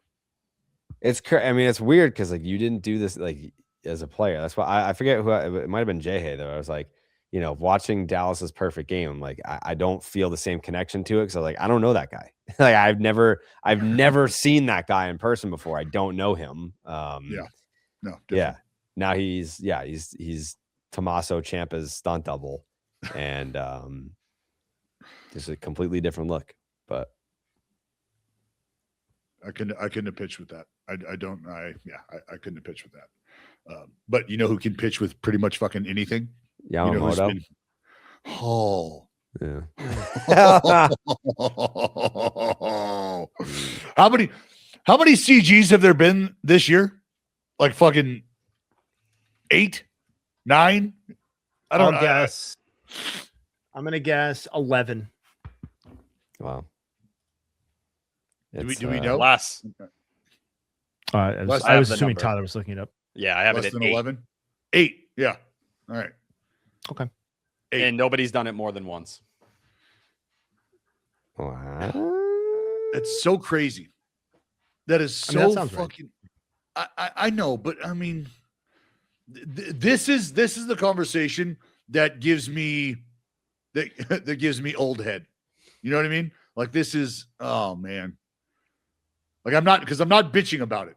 All right, I'll say that. I want that to be abundantly clear. I'm not bitching about the fact that guys don't finish ball games. I understand why guys don't finish ball games, but a Yamamoto performance like we saw is exactly why I think they should be celebrated when they happen now. And I know that guys older than me, guys that we're going to talk to, a guy that we're going to talk to a little later, is somebody who kind of set the benchmark for not only finishing ball games, but finishing ball games in an efficient manner. And I think when that kind of stuff happens, there is room to celebrate it these days because it's just so rare. And I can't believe that those words are coming out of my mouth, that finishing a baseball game is rare, let alone doing it multiple times. But, and go ahead, Jay, what do you got? No, there's something to the idea of like, what's cool is what's rare, right? And so when everybody was throwing complete games, not that interesting, right? You know what might have been interesting back then? A fucking 15 strikeout game. That might have blown some hair back, right? Mm-hmm. Now you wake up and there's somebody has delivered a 10, 11, 12, 13 strikeout performance that night. We get that every week. We talk about it on the pod all the time. I look up that stuff up all the time. You know what I never look up? Complete games. Complete games. Right. And so like, not only is it cool from a historical perspective because it is rare, but it is also cool from a visual and aesthetic perspective to what you're talking about, the rhythm that a guy develops, and particularly Yamamoto. And we saw this in the World Series too. It was very much reminiscent of that, where it's just like he's not going for the 15 strikeouts. He's going for what he believes to be the best way to get that guy out at that time in that situation. And that is an art form that is, I'm not value judging. It's different than going for the strikeouts, the swing and miss at every possible moment. And in an era where that is increasingly frequent and complete games are less. So watching that against the Yankees was really something special. Especially in a doubleheader situation like that. And I know it doesn't end up playing out the way you hope in game 2, but to save your bullpen ahead of a bullpen game and just say, hey, all you guys, Take the afternoon off. Don't worry about it. Come in tonight. Let's let it rip. That to me is like one of the cooler accomplishments from a starting pitcher, to put yourself and what's going to happen that night. Give your team the best shot to win in a bullpen game. Like that's what it means to be an ace and to be at the front of a rotation. And what's crazy, that's the first complete game he's thrown in the regular season. I never, you would have stumped me. Feels with like that. it happens, right? Yeah. That's because we all know what kind of fucking get like 9 in the playoffs and none in the regular season. Well, and that's what made that postseason shit so badass too. It was like, I have this, and actually I have it again. If this series keeps going, you know what I mean? Like so, he's How about and again, just to the 21 for 30 first pitch strikes in that outing.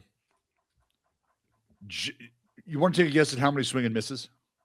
It was very low. It was like 5 or something, right? Anybody else want to guess? 10. I'll fucking Price is right his ass. I'll go 4. 6. Oh, he prices righted my ass. Retail price is 6. 6 swing and misses for Yamamoto.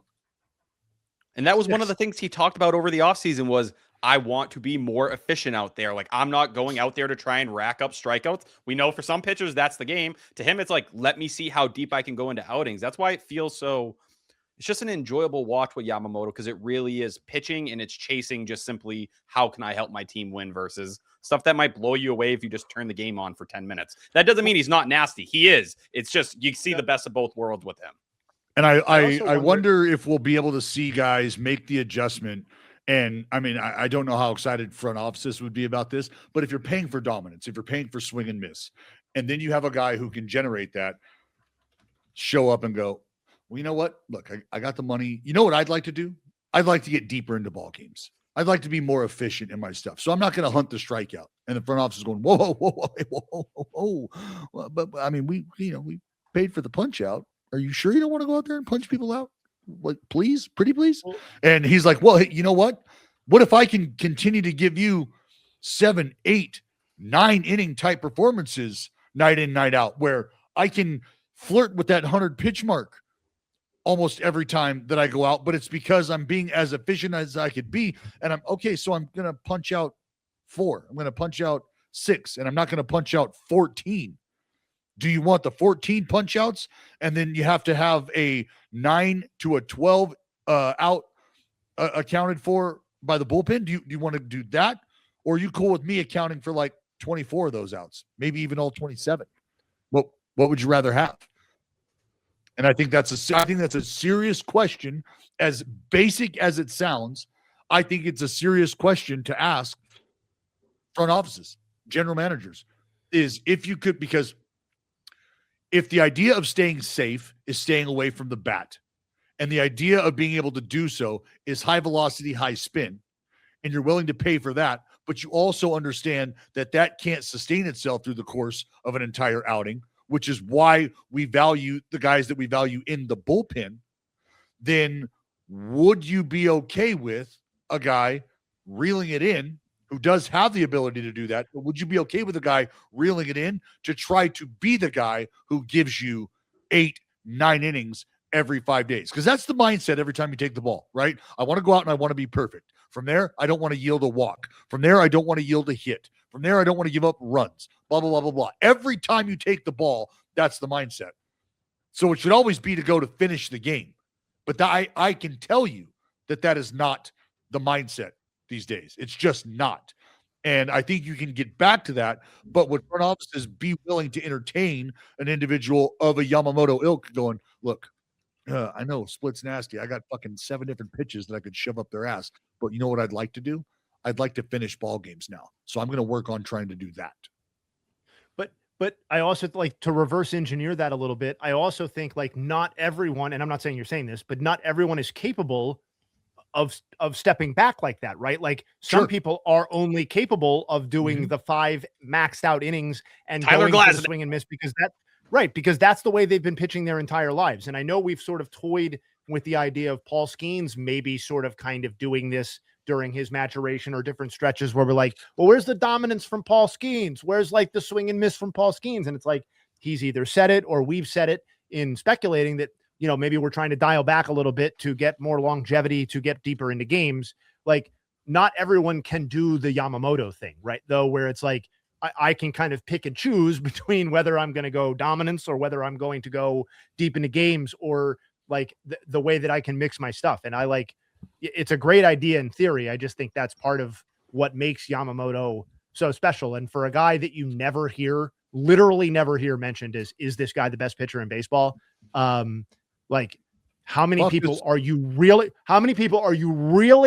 truly confident in you would take over Yamamoto? I know it's recency bias because we just watched it, but we just watched it in the World Series too. How many people are you really taking over Yamamoto in a Game 7? Like, that was me and Dallas on Family Exactly, Feud. Milky. Exactly. That's what I was just going to say, because Jared picked Mizorowski, and Jared, I'll tell you why he picked Mizorowski, because he's playing to the fucking crowd, and that's fine. That's cute. But give me Yamamoto. And that is zero disrespect to Mizorowski. I mean, if anything, I can tell you, I'd feel want to know why? disrespected if I were him. No, it's because of the track record. Yamamoto has showed you that not only do I show up in moments like this, I dominate in moments like this. I'm not just here. I am him. Wow. In this moment. Mizorowski just here. No. And why do you like Miz? Words. Why do you like Miz? Swing and miss. Because of the dominance, right? Yeah. Swing and miss. Exactly. Swing and miss. But now when that runs out, so here's the thing: is why would that run out? Mizorowski, small sample, but he has 12 postseason innings, and he's got 16 strikeouts. It's a 150 ERA. So it's not like he's not had the opportunity and not been able to do it. It's just, what I am looking forward to is watching Mizorowski. I would love for them to get a nice deep run into the postseason. Let's say the Brewers make the World Series. How many starts does Mizorowski make from, let's give them the division, okay? So let's say that he shows up in the division series. From the DS to the CS to the series, how many starts is Miz making? 3. Only 3? You don't have to make division series, 2 in the NLCS. Are you saying to get to the World Series, or if they win the whole thing? From the DS 5. So the World Series goes 7 games. Okay, 5. Mizorowski makes 5 starts, and what I would be genuinely curious to see is how deep in each of those ball games he goes, and what the pitch count looks like in those games. And that is purely from the understanding that the attention to detail of the at bat ratchets up, right? That's because in his NLCS start against the Dodgers, 73 pitches in 5 innings, which is about on par. It's about on par, 15 per inning, right? 15, 30, 45, 60, 75, and that gets you through your 5 innings. Why? And was it an innings thing? Who knows? But why didn't he go longer?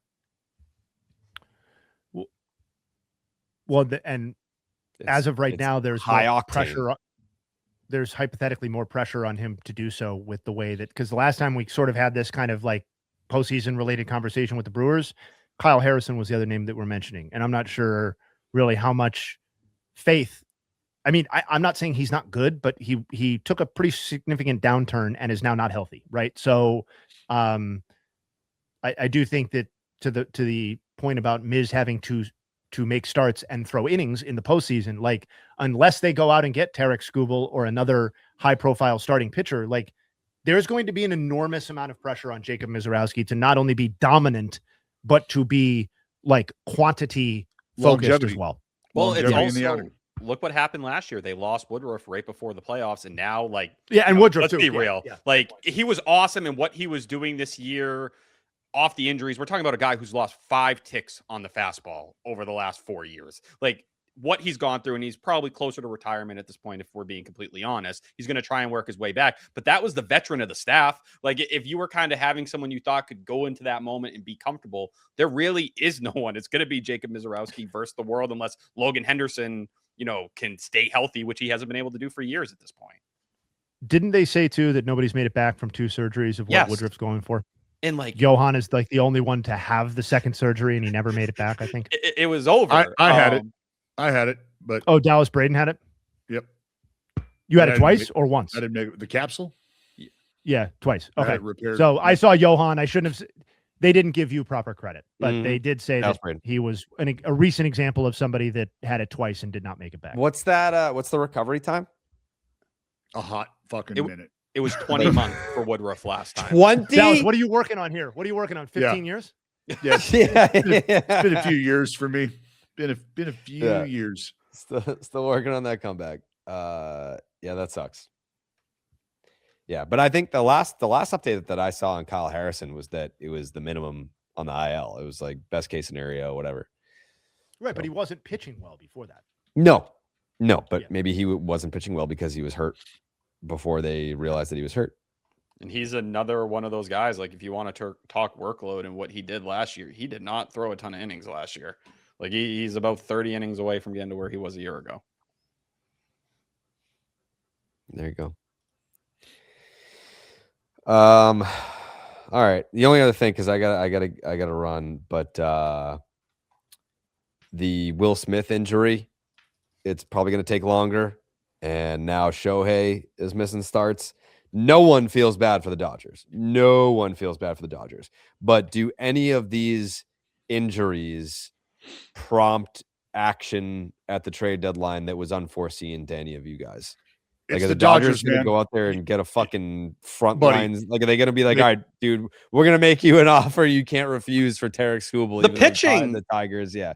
The pitching's Yeah. not in that bad of a spot, though. Blake Snell's about to return, just made another rehab start, and Tyler Glasnow seems pretty close to starting his rehab. But can you depend on those guys 3 months from now? But that's the idea, better. Jared, is I think you can, and that's kind of been the game plan for the Dodgers.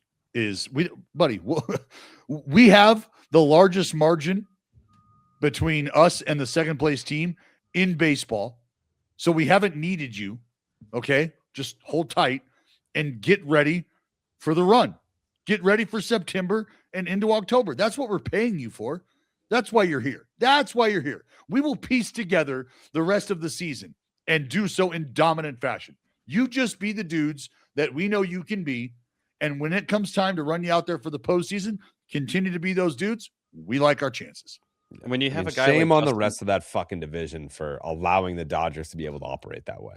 Like, that division blows. Like, you have the D-backs are in second place. They're 3 games over 500 with a negative 11 run differential. So, like, for everyone's, oh, the Dodgers ruining baseball. They spend all this money.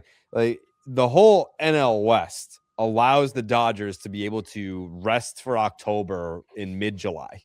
Like, that's the case here. It's a joke. Were you guys a little caught off guard that Dalton Rushing, like, they're that desperate for more catching help beyond Will Smith with how well Rushing's performed? I know defensively there's been some questions between him and the Ohtani moment, but offensively he's given you just about everything you could ask for out of that position. Well, and I'll look without saying too much. The Dodgers are a team, and they're a roster full of veteran players who are just simply not going to allow immaturity to get in the way of the ultimate goal. And if you just simply cannot figure your shit out, then you are going to find a different place to figure that out.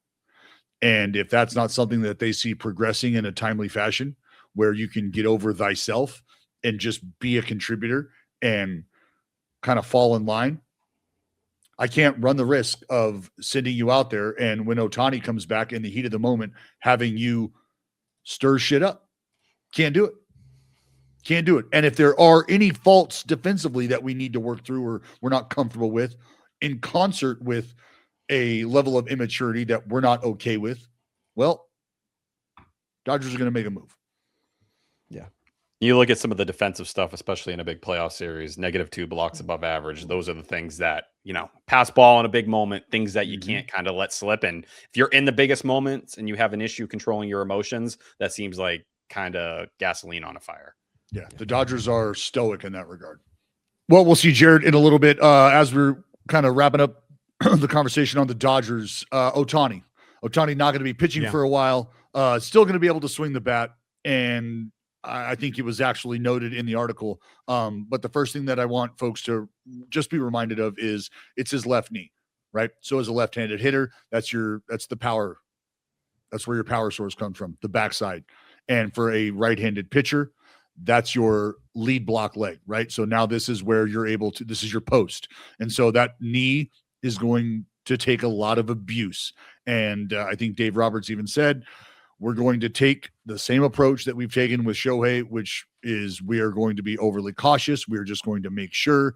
But if he's not feeling what he feels on the mound, if he's not feeling that at the plate, and he's still comfortable in being able to execute his swing, then let the horse ride. So it'll be a while. And I believe he said it's not necessarily a day-to-day thing with Ohtani on the mound. It's just going to be a kind of let's wait and see, and we'll cross that bridge when we get there. So, Milky, the point that you made about getting Snell back and getting Glasnow close to starting his rehab, reinforcements are coming, and it's just quite a luxury to be able to move those types of pieces around where you have Cy Young talent in Glasnow, you have multiple Cy Young winner in Blake Snell, and Robleski just showing up and giving you a 2.6 ERA. Robleski's fucking nasty, by the way. Insane.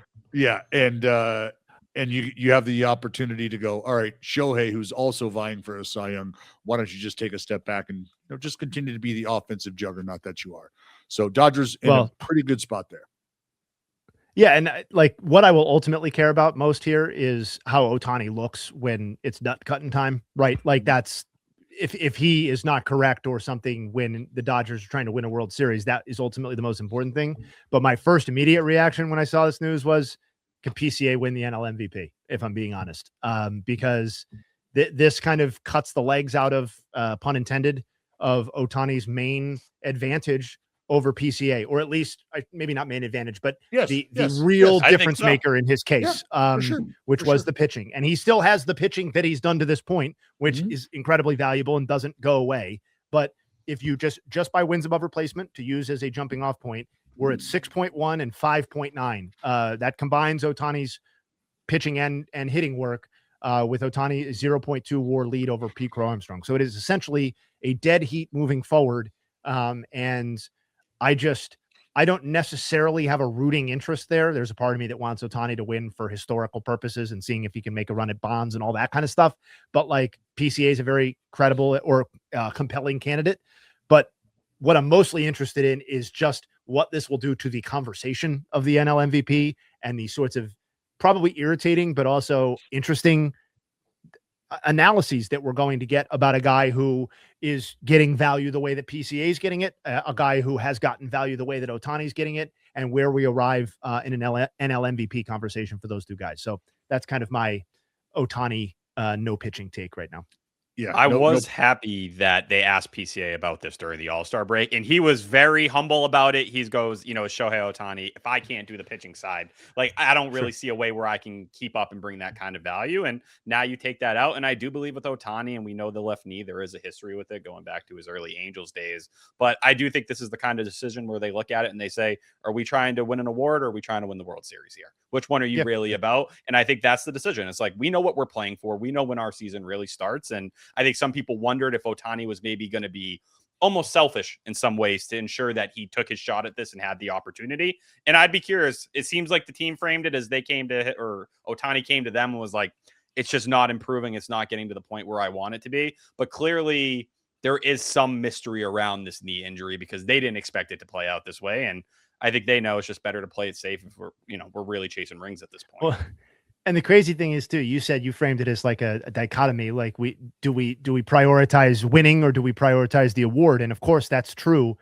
There's also a scenario where they have both of those things. Like Ohtani is good enough where they can prioritize the winning, the World Series, and still have him play enough. And he's so good that he could still win the MVP. It's just, there's just a lot of different directions this could go, but it does seem like those two have separated themselves both from their NL counterparts as well as really everybody else in baseball right now by the numbers. So I love Pete Crow Armstrong acknowledging the difference.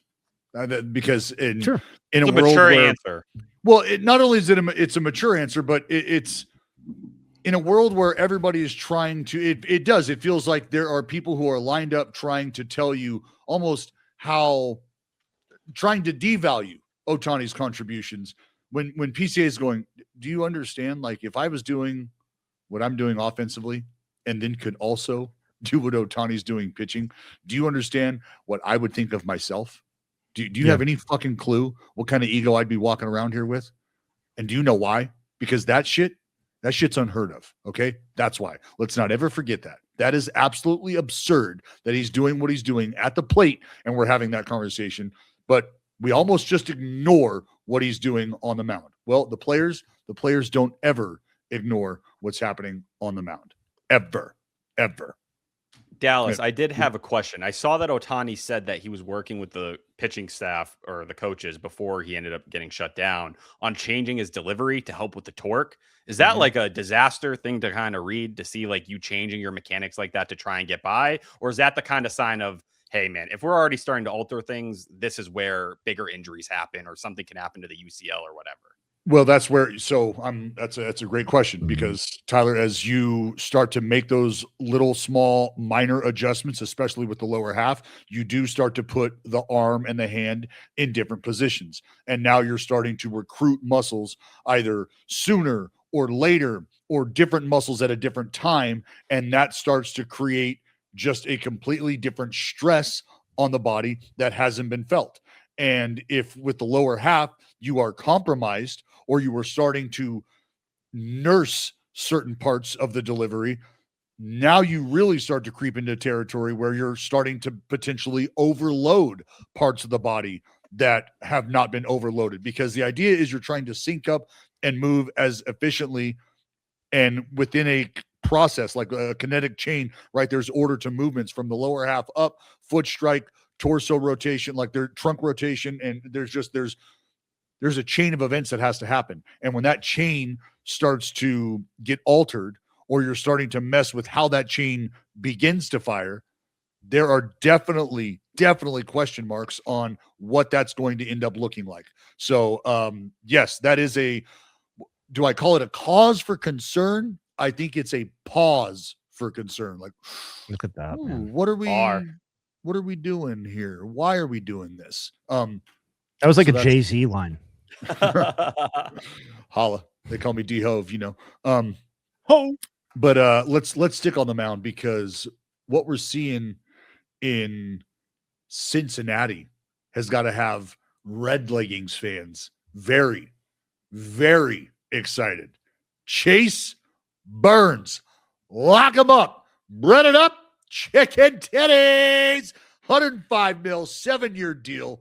And the Reds, I think a lot of the question is, does this start to pave the way, right? Does this start to lay the groundwork, the foundation for locking up some of these other guys? No, it doesn't. Jay says it does. It absolutely does not. No, why does it not? It has nothing to do with that.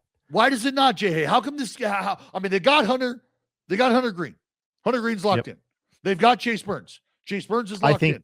Why can't you go lock in Sal? Why can't you go lock in Ellie? Why can't you do these things? Well, I think Ellie is self-evident, right? Why they're not going to lock in Ellie, because he has achieved a level of production at his age, with his level of popularity, that would put the Reds in a situation that they don't want to be in terms of overall contract outlay. What were your immediate reactions to both the Hunter Green and the Chase Burns contracts from the team side? Because I know what mine were, and it was no fucking shit. That was my response, and I think that's why I don't view it as a harbinger of things to come for the Reds, because the Reds are, if not the smallest market in baseball at last check, then one of 29th, something like that. They have absolutely no history of investing in their own product or spending significant amounts of money. There are no periods really in Reds history where they load up and then they tear down. It's all minimal spending. And so when they get Hunter Green and Chase Burns under contract, I feel awesome for their fans, because that means that they are going to get to watch two of the 15 most electric pitchers in the entire sport pitch for them for the next half decade and longer in the case of Chase Burns. but I don't think it has anything to do with their ability to lock in a larger core. Maybe they get Sal Stewart pen to paper. I'm not really sure what the appropriate figure for him would be at this point, given what he is and the level of production and all that sort of stuff. But I think you just have to take it as a win for a Reds fan, because there are very few pitchers who have demonstrated Chase Burns' level of production and electricity at his age, and that he's a Cincinnati Red and is a Cincinnati Red for the next 7 years at a number that really shouldn't have any business derailing other things that you want to do, is a massive win for Reds fans. It's a huge win for Reds fans. What I would like to see with Chase Burns is, all right, now that you got the bread, let's get into the bakery and let's start to develop. All right. That's it. It's the two pitches right now. Yep. The slider's incredible. Don't get me wrong. I know it's the second highest whip percentage in baseball. Sick weapons. Got to figure out the changeup. Yep. Just got to get something going the other way, man. But and you guys are obviously correct in that. But like that to me is almost more reason to be excited about the investment, because he's 100%. so fucking good with two pitches. Sorry if that's like self-explanatory, but like but like that he's, you know, one of the best pitchers in the sport, operating as a two-pitch pitcher is again why it makes so much sense. But, and as a fly ball pitcher in that ballpark, which is like one of the crazier things, to survive out there and be as nasty as he is. And that's what I think, if you're a Reds fan and like that pitching staff as a whole, I love Nick Lodolo, the blister stuff. I know it keeps popping up, but that's a guy who has the talent to be at least close to a top of the rotation arm. If he is what he was last year, that's an easy number 3 you feel great about every day. Rhett Lauder, who they went and gave the 7th overall pick to in 2023, you hope he's going to become another big mainstay there. And what, Ellie's a free agent in 2030. Do they end up flipping him before then? Who knows? But there's something to work with there. It's just a shame, because if you truly were willing to invest in even a somewhat significant way, you could really raise the ceiling for them. But that's just not how that ownership group works. No. And, you know, say what you want about how they should operate. The guy who actually owns the Cincinnati Reds, I believe, is the poorest of any owner in baseball. So like there are economic forces at work here that limit what the Reds choose to do. But I had a nug, just since we're talking about Burns. I know we're going to do a full slate of nugs in a second, but since we didn't do the pod on Friday, I had a first half Burns nugget that to me puts his company in a certain light. He had a 2.54 ERA and 18 starts in the first half. The full list of NL right-handed pitchers to post an ERA that low or lower in at least 18 starts in the first half in their age 23 season or younger since 1980. It's a lot of qualifiers, but it's fewer than you think if you actually think about it. Since 1980, Chase Burns, Paul Skeens last year, Smoltz in 89, Maddox in 88, Doc Gooden in 85. So you had a change up there. Mm-hmm. I mean, to say the sky is the limit, I don't think is actually really an exaggeration in this case. So. No, you're talking about, and look, I'll be honest, I don't know that it's even necessarily a changeup. He obviously has the ability to supinate. Like, hey, I don't want to get too far in the weeds, but you give him a couple different fastballs as well. He's got you start to cut it, you start to sink it a little bit. Now we're on a whole nother fucking topic, whole nother level of nastiness. Speaking of more nastiness, Kyle Bradish, the O's. Yeah. Hey, Kyle Bradish, the highest paid pitcher in Baltimore Oriole history. The Orioles have locked in their righty. He joins who? What? Sammy Basayo, right? They lock him up. He's locked in. Yep. Mm-hmm. Shoulder injury sadly just took him down. Yeah. But I mean, as far as the narrative about the Orioles and their young core and how things have not gone for that group, does this give you any sort of excitement? Does this give you any sort of like warm and fuzzies? What I would file this more broadly under fine. That's kind of my reaction to it. No warm and fuzzies here. I would say it's whereas the Chase Burns is like an obvious yes for, I think, both sides ultimately. This one feels like an obvious yes for Kyle Bradish. And I'm a little less certain of what the O's are trying to accomplish here, because like you're talking about the guys that they've invested in, and Basayo is an obvious, like that's a great one to have invested in. He's an actual young player. Like the other guys that they have signed recently are Shane Baz and Kyle Bradish. And I like, that's not locking in a young core. That's locking in two people who are on your team, right? And so, like, I know Kyle Bradish has achieved a level of production that, he finished 4th in the Cy Young. That is many years in the past at this point. And while he has been that level of good in 24 and 25 as well, he was largely unavailable in those seasons, making 14 starts. He's in his age 29 season this year. What did it buy out? T, correct me if I'm wrong, 3 free agent years? Yes, 3. So, like, I get why he's willing to do it, because there was no massive payday coming for Kyle Bradish, given his age and production and injury history. So, like, let's bank 90 million. But for the O's, I don't think it really advances much. I'm not here to criticize them for it, because he's good, but I just don't know that it changes much about my outlook for them or what I think about the job that they're doing, rounding out the core of their team moving forward. I had really liked coming into the year, if I'm being honest, because I was high on Bradish, and I thought him and Trevor Rogers, if we saw the version that ended 2025, I was like, all right, this is something you can kind of sink your teeth into and dream on. And with Rogers, he just has not been that guy this year. He's going to be a free agent, and it feels very O's that now they're going to give him maybe a couple years because they're going to get him on in a cheap and super team-friendly deal. But yeah, I think it's fine to dream on him as a mid-rotation arm. You look at like you go to May 1st, coming off Tommy John, it's a 338, 399 FIP. You go deeper and deeper month by month to see if like anything is being unlocked or he's raising it to another level. It's a 386 and a 391 FIP since June 1st. So good, fine. It's just, I think for where the Orioles are right now, you need more kind of game-changing pieces that elevate everyone. And it doesn't seem like they're super interested in finding or jumping on that talent. Instead, you get like the Shane Bazzes of the world, where it's like, all right, you're fine. It doesn't feel like you're going to compete with the biggest teams in the game if you approach things this way. And I don't want to be flippant. Like, the Orioles have spent most of their history desperately needing pitchers that were this good. And so, like, the Orioles do not have an illustrious history recently or really ever of, well, not ever, obviously the Jim Palmer era, Orioles could pitch the shit out of the ball, but but less so in our lifetimes. And so part of a competitive roster, part of a team that's going to compete for a wild card, features people like this, and they need him. But I just to go back to the core point I was trying to make, like, it doesn't advance anything for them. Like, they still need the better players. They still need to lock in the actual core, like the young core players, whoever is even considered in that group at this point. Like, I don't even really know what that looks like for the O's. So B-, I think, would be how I kind of feel about this one. I think that's fair.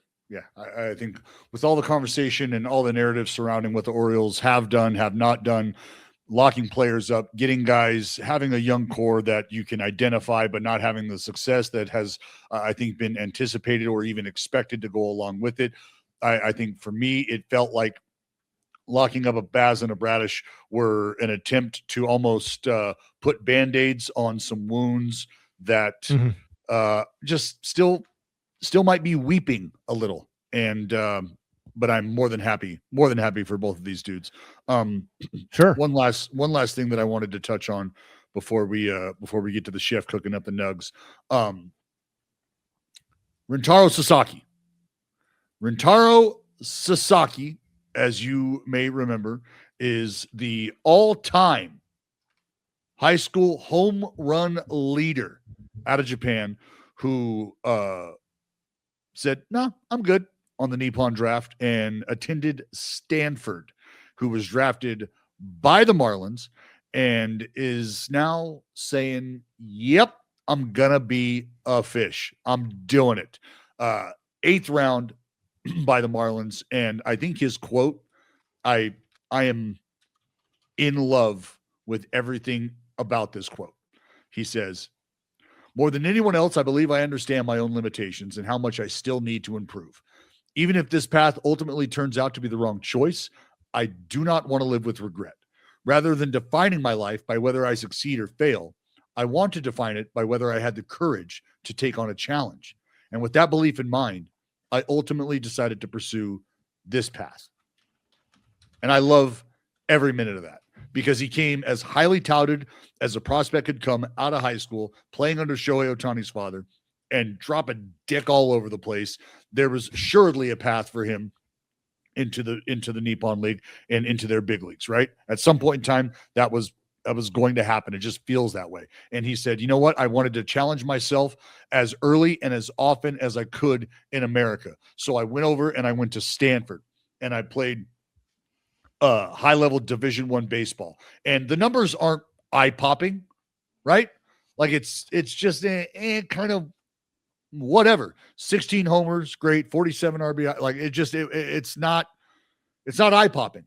But the idea that he has bought into himself and not only is self-aware to know that he does have the shortcomings that need to be addressed, but is willing to face those challenges and says, I don't want to live in a world where I didn't take advantage of the opportunity that I have carved out for myself. So a big tip of the cap to Rintaro Sasaki for saying, yeah, fuck it, let's roll. I'm going to see if I can get to the big leagues in America, because we've watched guys who I always think about Kenji Jojima, who came over and, with the Mariners and was just like, you know what, dog? This ain't it. I'm going back home. Keep your money. I'm going back home. I'm gone. And this very well may be the path that ends up the one traveled by Rintaro Sasaki. But the fact that he has made the decision and is facing the challenge head on, has accepted the challenge, tip of the cap to Sasaki. T, I don't have anything to say about this. So if you, I yapped about him last episode. I'm just curious to see where the bonus ends up landing, just because he really wasn't in like the top 250 for a lot of the big boards or anything like that. I think slots right over 200 grand. And I think it's more, the money's there. Don't get me wrong, but it's more about the pathway, the opportunity to the big leagues, which is the whole reason he went to Stanford in the first place. And despite that freshman year not being super impressive, I thought his second year was at least intriguing when you're hitting 470-foot bombs in college. Yeah, it's fun. It's fun. Let's see how that adjusts now that we're in pro ball. They'll be coming at you. Jay, hey. Got some nugs. Cook them up, kid. Let's fucking do it. The 2026 Red Sox, they're a story. They're the 18th instance of a team winning 13 straight games in a single season in the wild card era. The good news, 14 of the previous 17, that's about 82%, went on to make the postseason that season. The only exceptions to that are last season's Twins, the 2021 A's, sorry D, and the 1999 Orioles. Sonny Gray, he delivered yet another outstanding start on Sunday, 6 innings, 1 run, fifth consecutive start featuring at least 6 innings and 1 run. At least 6 innings and no more than 1 run, I should say. That is tied for the third longest such streak of at least 6 innings and 1 or 0 runs in a single season in Red Sox franchise history. The only longer such streaks are Chris Sale in 2018 and Dutch Leonard in 1914, both of whom had 6 straight such starts. So Sonny Gray will go to tie that mark in his next outing. Yamamoto, oft discussed on this pod, first NL pitcher with a 9-inning complete game at Yankee Stadium in the regular season, obviously multiple versions of Yankee Stadium, since Pedro Martinez did so for the Expos on August 30th, 1997. And he's the 6th pitcher in NL history to have a start of 9 innings pitched or 0 walks on the road against the Yankees, joining Cliff Lee in the postseason, Greg Maddux, July of 97, Preacher Rowe, Ernie White, and Phil Douglas. Ernie White played in the 40s. Phil Douglas played in the 20s, for those of you who are not aware. Nolan McLean, sizzling start against the Phils, 6 innings, 0 runs, 10 Ks. Would you believe that he's the first Mets pitcher to deliver a start featuring 10 or more strikeouts and 0 runs allowed in Philadelphia since David Cohn on August 6th, 1991? Wow. Yeah. Drake Baldwin, Tyler touched on this in his, I believe in your rapid recaps, right? 5 hit, or was it? Oh, it was Jared who shouted out at Sarah Langs, my fault. But Sarah Langs, 5 hit, 2 homer performance on Sunday. Drake Baldwin, I also had this in the blog, so I'm just going to read it for a second. But 14th instance of an MLB history of a catcher having a 5-hit game with at least 2 of them were homers. The addendum to that is that it's happened twice this season already. Hunter Goodman delivered such a performance back on June 24th. Dallas, you might remember it, against the A's. Oh, cool. Consequently, it is the second time in MLB history where there have been multiple 5-hit, 2-homer performances from catchers in the same season. The only other instance is in 2004 when both Mike Piazza and Victor Martinez did so. Lastly, Baldwin, if you expand it out to his last 3 games, he's 10 for 14 with 3 homers and 8 RBI, making him the 5th catcher in the wild card era to produce a 3-game stretch within a single season featuring at least 10 hits, 3 homers, and 8 RBI. The 4 other ones are Wilson Contreras, May of 2018, Buster Posey, you may remember him as the embattled Giants executive, August 26 to 29, 2014, Pudge Rodriguez, July to August of 99, and Mike Piazza, yet again, May of 1995. If you are interested in more Nugs, I would direct you to the BID Patreon, where you can find Nugs galore. On Friday, we posted the second part of the first half review. Go and check that out. This morning, we posted the Monday Nuggets breakfast, which featured more of what I just read off now. And I am going to tease 2 other additional pieces that I'm going to work on this week. With our Greg Maddux interview, it has motivated me to do a Greg Maddux piece. So I am going to be doing a Greatness of Greg Maddux piece, which will lift some of my own research from the essay that we posted during the previous era, but which will also feature new and updated information as well. So I'm excited to finish that. And then I will also be doing a piece on Vlad Guerrero Jr. And what the hell exactly is going wrong this year, some of which we already know, some of which we don't. And then I'm going to use my final thought. So seriously, sign up for the BID Patreon. Me and T are writing on it. We obviously got the drafts, got all sorts of shit going on. But we'll have a draft later this week. But my final thoughts, I want to use them on 2 things here. One of which is Dallas has spent a lot of time slandering Francisco Lindor on this podcast. Wow. A lot of people have actually. And I'm constantly looked to as the guy to stand up for Francisco Lindor. And I do so proudly. But I don't know if you guys saw at Fanatics Fest, a guy who definitely speaks for the country at large and certainly the youth. He goes by the Rizzler. He was asked who has the most Riz of any player in Major League Baseball. Do you know who he answered? He answered Francisco Lindor. So I would counter to all of those people who say that Francisco Lindor is some sort of problem, that the Rizzler has blessed him as the man with indisputably the most Riz in the league. So if you can't get along with the guy with the most Riz, I feel like that's kind of on you. And lastly, famous athletes, they come I knew you were going to do this. Yeah. They come in all shapes and sizes, right? And so, but there are tiers of athletes, right, where you feel like they are above the fray, right? And so this is a very exclusive list, and quite honestly, it's fewer and fewer as we get to the present era. Like, a lot of these guys are in the distance at this point, but Michael Jordan, I think, emanates this. Certainly, some people have cited Wayne Gretzky as Montana being back in the day before this. Joe Montana. Yeah, these guys who they achieve. There are certainly people who are not athletes who achieve this level as well. You get to a point where you're a GOAT, right? You are a GOAT, and you don't have to fuck with the bullshit, right? You don't have to do the corny ass loser stuff that some other athletes have to do in their post-retirement careers. Wow. I know this is not an original take, like Portnoy's all over. Like, literally the entire internet is on this at this point. What the hell is going on with Tom Brady? Like, Fanatics, man. Fanatics. Like, but dude, what it is.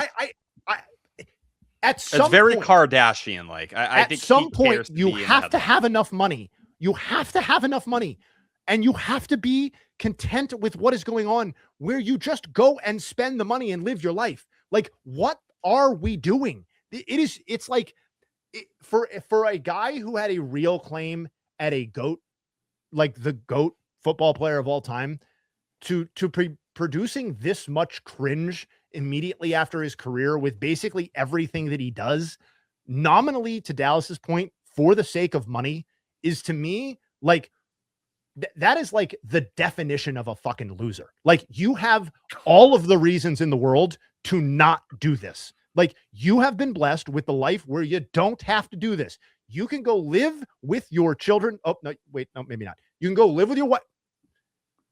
You can go live with whoever is left from your playing career, right? And whoever hasn't left you because you prioritize winning Super Bowls over them. And now you're prioritizing doing slap fights with one of the Paul brothers so that Michael Rubin can make more money. It is totally beneath a greatest of all time player. And I, as somebody who has always found Tom Brady to be, I mean, the whole Alex Guerrero thing was the most obvious fucking red flashing sign of all time. He's a snake oil, corny ass chud who is finally being exposed for what he is. And the only other thing that I will say to add to this is I cannot fucking believe that after Bill Belichick's post, like his post NFL tour, I thought that was going to be the most embarrassing thing that we saw from a guy with GOAT status. And Tom Brady has been like, actually, I have another level, because at least Bill Belichick is old and is being followed around by a young, attractive woman. What is Tom Brady doing? Like, I don't know. I'm done. It's embarrassing. I'm embarrassed. Talking to Sydney Sweeney at Michael Rubin's white party. So Jay, so we're not going to catch you at Tom Brady's card vault anytime soon. Not going to catch me at the card vault. One of my friends who's been defending him via text message, shout out Chris, has been like, oh, he's just doing it to bond with his children because his children like WWE. How about you just spend time with your children? How about we just do it the old-fashioned way, without cameras, without Michael Rubin, and without Logan Paul, and we just spend time with our kids? How about you take your kids to go do something that they like? Do you think that this is bonding with your kids? This is not bonding with your kids. This is making you look like an asshole over something your kids like so that you can make more money. It screams searching for a purpose. It is the most empty, soul-sucking stuff I've ever seen. I feel bad. I genuinely feel bad for Tom Brady, and I would not in a million years switch lives with him. Wow, that's a quote card. Yordan Alvarez for my final thought. Just want to update on the Triple Crown run that we're kind of watching and everyone's keeping an eye on. Yandy Diaz came out of the, into the second half, went 1 for 18. So that batting average did start to drop, 1 for 16, 18 plate appearances overall. So what does that mean? All of a sudden, Yordan is leading in all 3 major categories, 31 homers, 73 ribbies, and a 319 batting average. So as we all sit here and kind of watch how this is going to play out, Yordan's in the driver's seat. Yandy's been dealing with some shoulder issues recently. I'm feeling better and better about this with each passing day. You're all over this one. I want it. I want it bad. Miggy, we're coming for you. I can appreciate it. I can appreciate it. Sure. I mean, I'll be honest. I'm not even sure that I had a final thought. That I mean, Jay most passionate final thought that maybe ever existed. Ever. So I want to leave people with that. I don't want to dilute it. I want to leave people with that. I mean, so we will. We're gonna get ready. We're gonna chat with a GOAT who has no time for that kind of tomfoolery, Jay. And we will see you guys back here on Wednesday. Again, go check out the Patreon. Baseball is Dead. A ton of great stuff over there. Jay, we're going to get the book club cooking ASAP, right? Yep. And okay. Feud on Wednesday too this week. Yes. So and there you go. Feud will be here on Wednesday as well. So until then, enjoy your Monday, enjoy your Tuesday, and we will see you on Hump Day. We out.